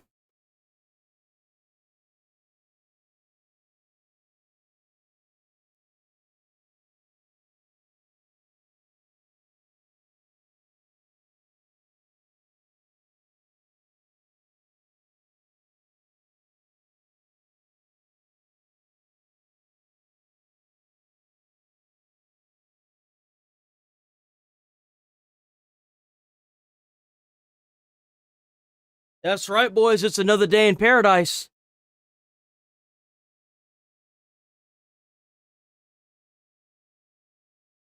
Nothing? We got all day, man.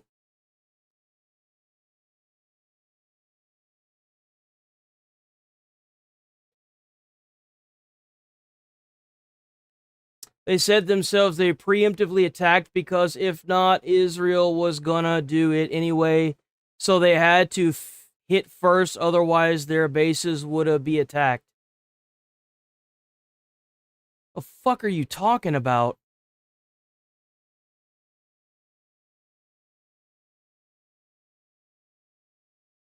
They said themselves that they preemptively attacked because it.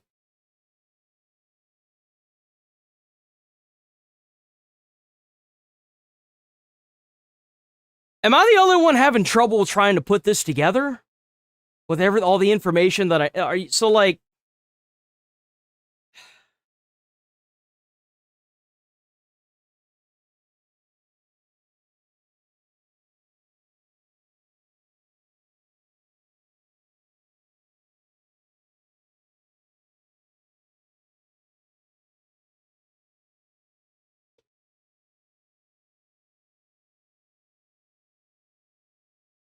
You know, just being at the negotiation table doesn't mean shit.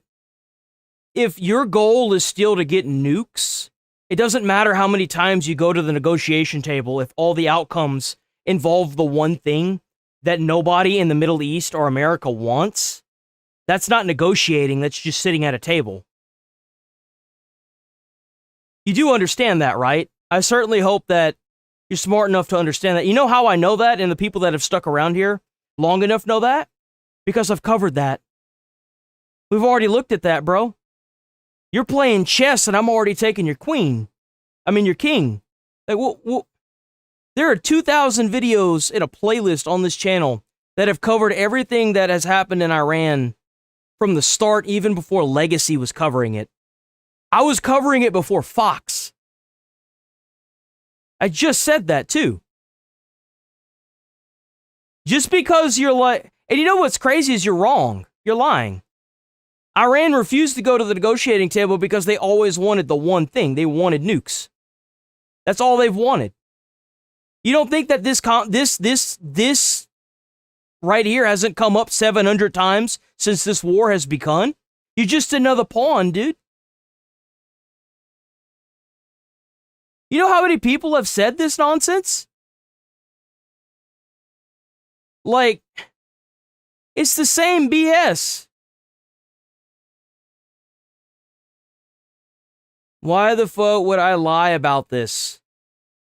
I don't know, because you're stupid. You think that you know something and you don't. I have actual videos on the channel that show Iran never came to the table. And any like time that they were trying to do this deal, it was always the same end. If you scream death to America for 47 years and you're on the verge of getting nuclear weapons, which is what they're trying to take away, just because you go to the negotiating table doesn't make the outcome any different. If you go to the negotiating table with a country that's way higher power than you, and you just won't... It's like if you have a parent and they're telling you can't have that toy, so you try to steal it out of the store and you get caught. What the hell you think's gonna happen? You go get your ass torn up. That's what's gonna happen to you. You go get your ass beat. In the store, too.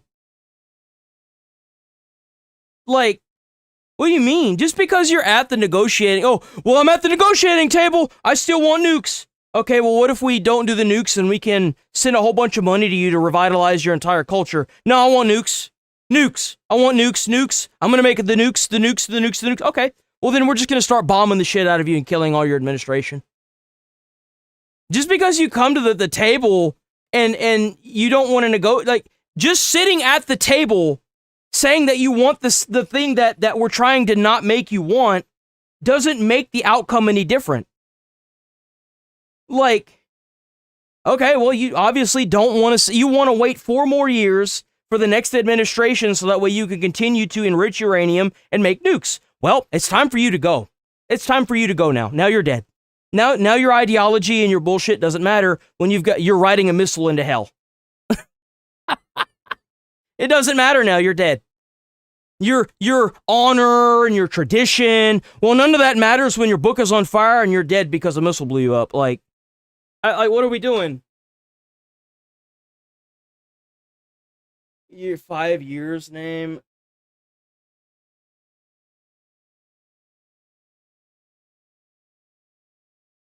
There are reasons why they...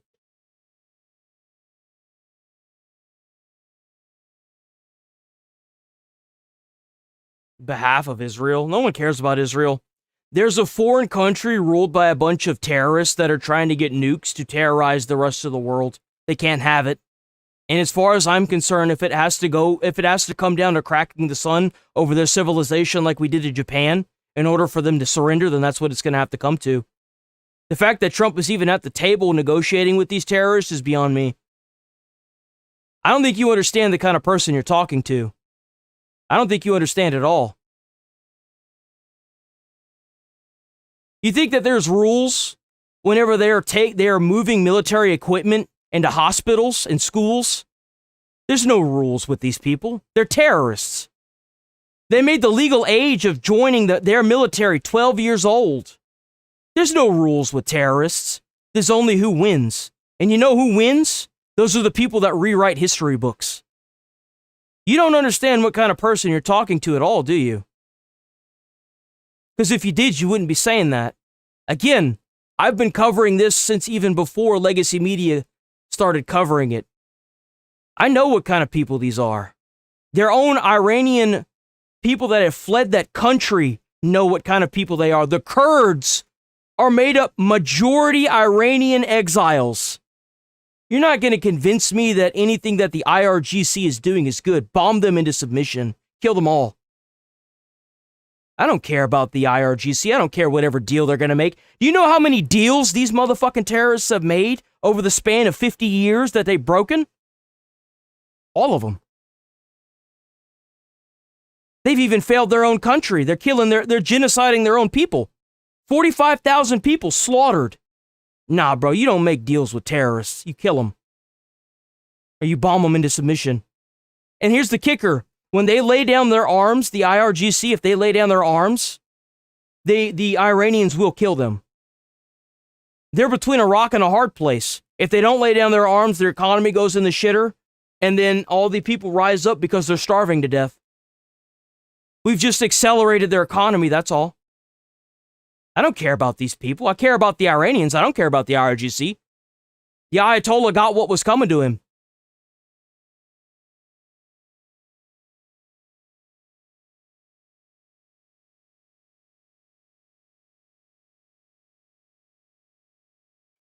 I don't care about those countries. I don't care. You know what country I care about? America. If America has to crack the sun on all you might as well add Israel into that too. Because this could be a lineup with Israel. If America has to crack the sun over a foreign civilization in order to maintain dominance and power, then that's what it takes. You want to call us the American bullies? Well, maybe we should be. I don't care about any other country other than America. America is supreme. I'm tired of doing other countries' dirty work and having to pay them for it. Fuck that. We don't need any other country. And we're tired of hearing foreign countries scream death to America and Western culture. If you don't want, here's a cheat code for you. If you don't want bombs being dropped in your country, then don't scream death to America and death to Western culture. Maybe fix your own culture before you can sit here and criticize a foreign culture. How about that? How about that? You don't get the right to criticize a foreign culture whenever you call people names for criticizing yours. That's not a privilege you get.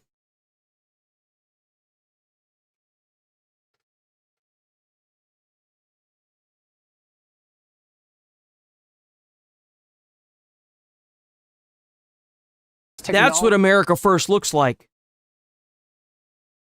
Technology advances at such a rapid pace. I like to say we're in a race against technological time.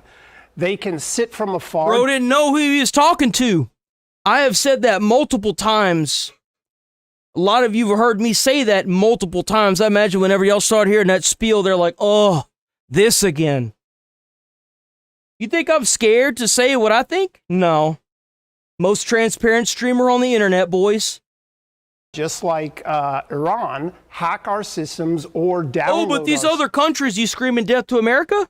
You're not going to be a country for very long. You're going to be a pothole. Systems and steal this data and then use it against the United States in some respects as well. So it's a very serious issue. Let's listen to former CIA officer Tom Ryan. You know what? You know how much I got paid? By the way, W constant viewers, my income doubled. I made $230 last month, and this month I made $450, and I went and I split 50-50 on a lobster dinner with my fiance. I made $450 this past month on the 21st, so I won't get paid again until next month. And you know what? W people, everybody here that's doing the thing, that's showing up, hitting like on the streams and subbing to the channel, y'all are blowing it up like crazy. W viewers and W donos, W gifted. At the rate I'm going, I'm finally going to be able to afford a living here soon. W to everybody here. I ain't paid a damn dime. on one example of what was done. Take a listen. And by the way, I'm already lined up for next month. I'm going to be getting, so far, it says 550. But if it keeps going the way it's going, it's going to be more than that. So W viewers, W channel members, W likes on videos, W comments on all the videos. Y'all are doing it. Keep doing it. We need to get to more people so that way we can start doing it even more. Think I'm not, dude, I don't fucking care. Hell, if I knew I wouldn't leak any information, I'd be pulling up the amount made. I don't give a shit. Who stole Google's latest generation TPU It's called being transparent. When you lose sight that the people that follow you and support you are the ones that pay your fucking bills, you don't ever bite that hand. Ever. You always be transparent. And the minute you start taking money from an outside source, just because it's a big lump sum of money, you lost in the sauce, Hoss. Ain't no way in hell. Nope. Not here. Technology at the center of $1 trillion industry. Yo, W499. Hell yeah. Let's go. W Dono.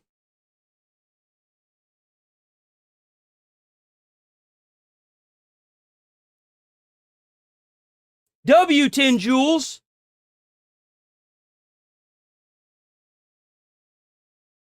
Investment groups, wait, do you invest like crypto back in the day? I know I have crypto, but like it ain't going anywhere, man. I got like $800. Well, it's less. It's way less than that now. I think it's like 250 because the market's just been plummeting. But like the most it's ever been is 800, and so now I'm in the negative. So it's like I kind of stopped doing that.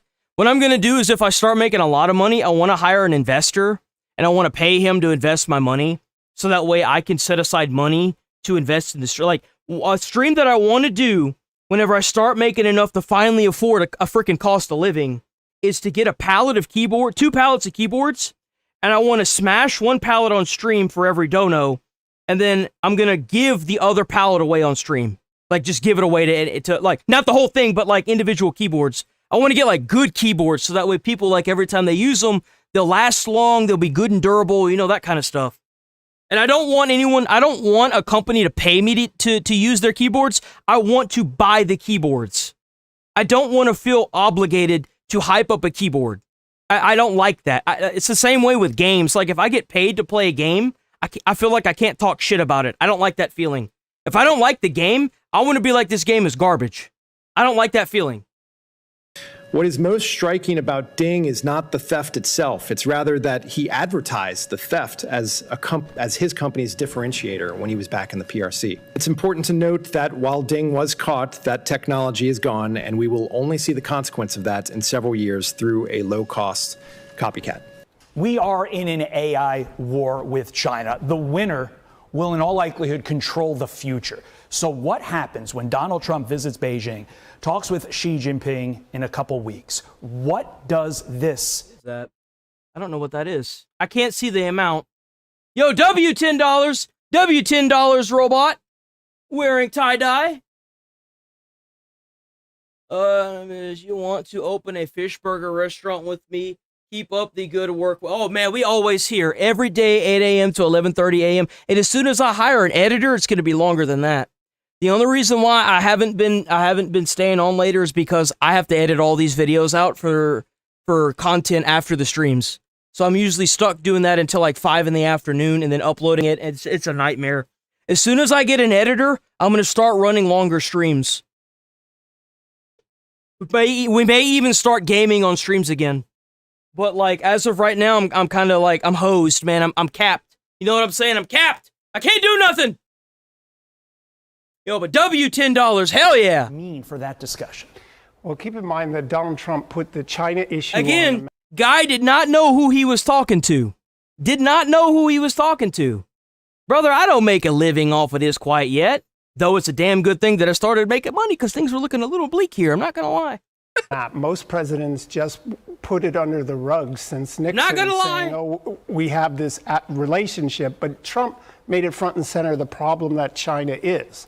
So the question now is, given that they put arms towards Iran, and now this issue has come front and center, does he even go? If he does go, you don't go to a foreign country like China without some agreement in advance or something you're going to get out of the trip.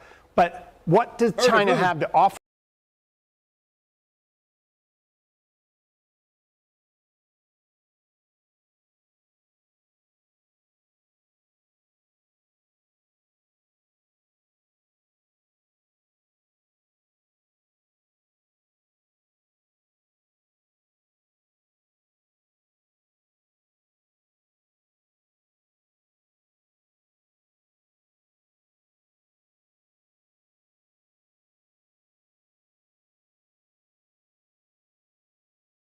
Who?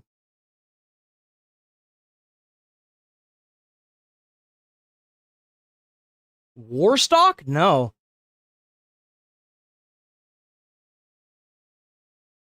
I ain't never heard of no Warstock before. What the hell is that? Bro, I'm 31. I've been poor my whole damn life, bro, and that hasn't really changed. I'm still poor. I just told you what my income was. So I'm not sure what's happening behind. That's 450 so far this past month. Not a week. This past month. I don't even think I can file taxes yet. That's how little. But Trump needs to come away with China with something, and this issue is only getting worse over time. If I'm reading between the lines in your answer, you think the timing of this release was deliberate? Yeah, absolutely. And it should be, because in the 2030s is going to be very dangerous as quantum computing takes hold. What China can do today if I have to pay money to a group to, like, I want to know who Asmund uses. I would love to know who Asmongold uses. Maybe if I get big enough, then I'll be able to reach out to him and ask him what group he uses, because I want to use whatever he's using. Nothing compared to what they can do in the next decade. And so this needs to be nipped in the bud now. And the next Democrat president isn't. And I'm probably going to do the same thing Asmongold does. I'm going to hand my money off to a financial group, and I don't want to be involved with what happens to the money. I just want to make sure that it's gaining and not failing. That's the only thing I'm going to care about. Be willing to do that. And it's not necessarily I want a whole bunch of money, even though it is that. Who doesn't want that? But it's also to make sure that if I'm buying stuff for streaming, that I'm not going to, like, fuck myself over, you know? They are domestic presidents, not foreign policy presidents. But also the Democrats, including one Bernie Sanders, have not been strong on China in the past, and they continue to not be. He still wants to meet with AI experts from China in this, think tank type forum type deal. Specifically, the language that they use, the event that Bernie Sanders wants to go to is That's right. We don't play. That's right. I guarantee there's going to be a lot of older people that are going to be on their porches whenever they get old and rickety, creaking back and forth in their rocking chair with their shotgun in their hands, telling people to get off their property. That's America, man. International cooperation. That's in quotes. They're going to be going up to you. Taxes? Nope, get off. Cooperate with someone in AI when their whole business model for AI is to steal our technology. Well, that's their business model for decades, and it's cost us trillions of dollars. Okay. Unfortunately, I do have to roll. We're going to do the fish stream, or the whatever stream is up after this. So the stream will come down, and then there'll be another stream up for like 11 or 12 minutes where we react to like nature or something. It's like the calm after the storm, because we talk about a lot of heavy topics in here. Like a lot, especially today. Today was a lot of heavy topics. And then after I head out for the day because I got to start editing. So yeah, this stream is going to go down. If you stick around and refresh the page a bunch, eventually another stream is going to come up for 10 or 11 minutes. If you want to join that, you can. If not, I will see you political peoples tomorrow, and I will see a lot of y'all tomorrow. If not, I'll see some of y'all in a few minutes. And hell yeah. Hold on, wait, let me get the music going. Let me get that music going. Hold on.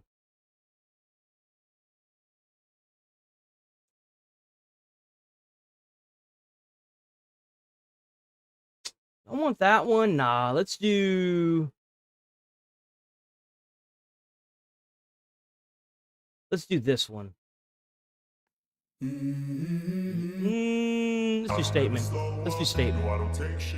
By the way, all the music that I use is through the Creator program. and every song that you've heard has all been the same artist. His name is Neffex, Neffex.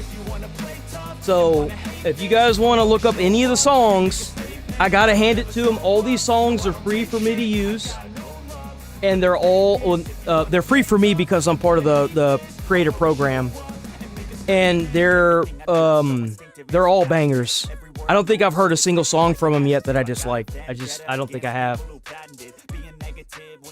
But yeah, you can check them out on YouTube. YouTube is a great place for them. But they don't take any of my revenue for using their songs, so that's what makes them so cool. All right, boys. Stay safe out there. Stay friendly.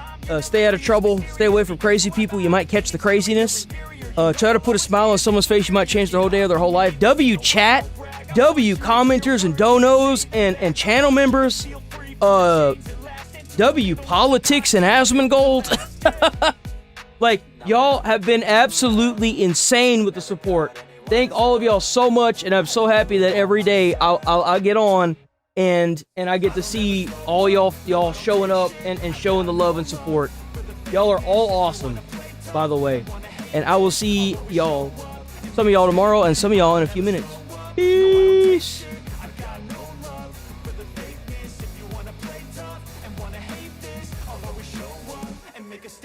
The lack of healthcare. Well, now you're banned. Now you're banned. I figured you weren't going to be a good actor, and that just proved it. Bye, idiot. So he won't be joining us again because he's stupid, and we are going to roll up out of here now. Peace. Could be so remarkable. Thoughts in my head, a collage and they spread. I'll be great one day, going off of my meds. No, I'm not giving up, no, I'm not giving in. I will make it to the top, taking off in the wind. I gotta make it, I'm saving every day to taste it. I'm patient, but my mind, it can hardly take it. I'm chasing a dream that I've had for several ages. A vacant, modern kingdom for the taking. Now that I've been put through hell, I never got anyone's help. I had to do it all myself.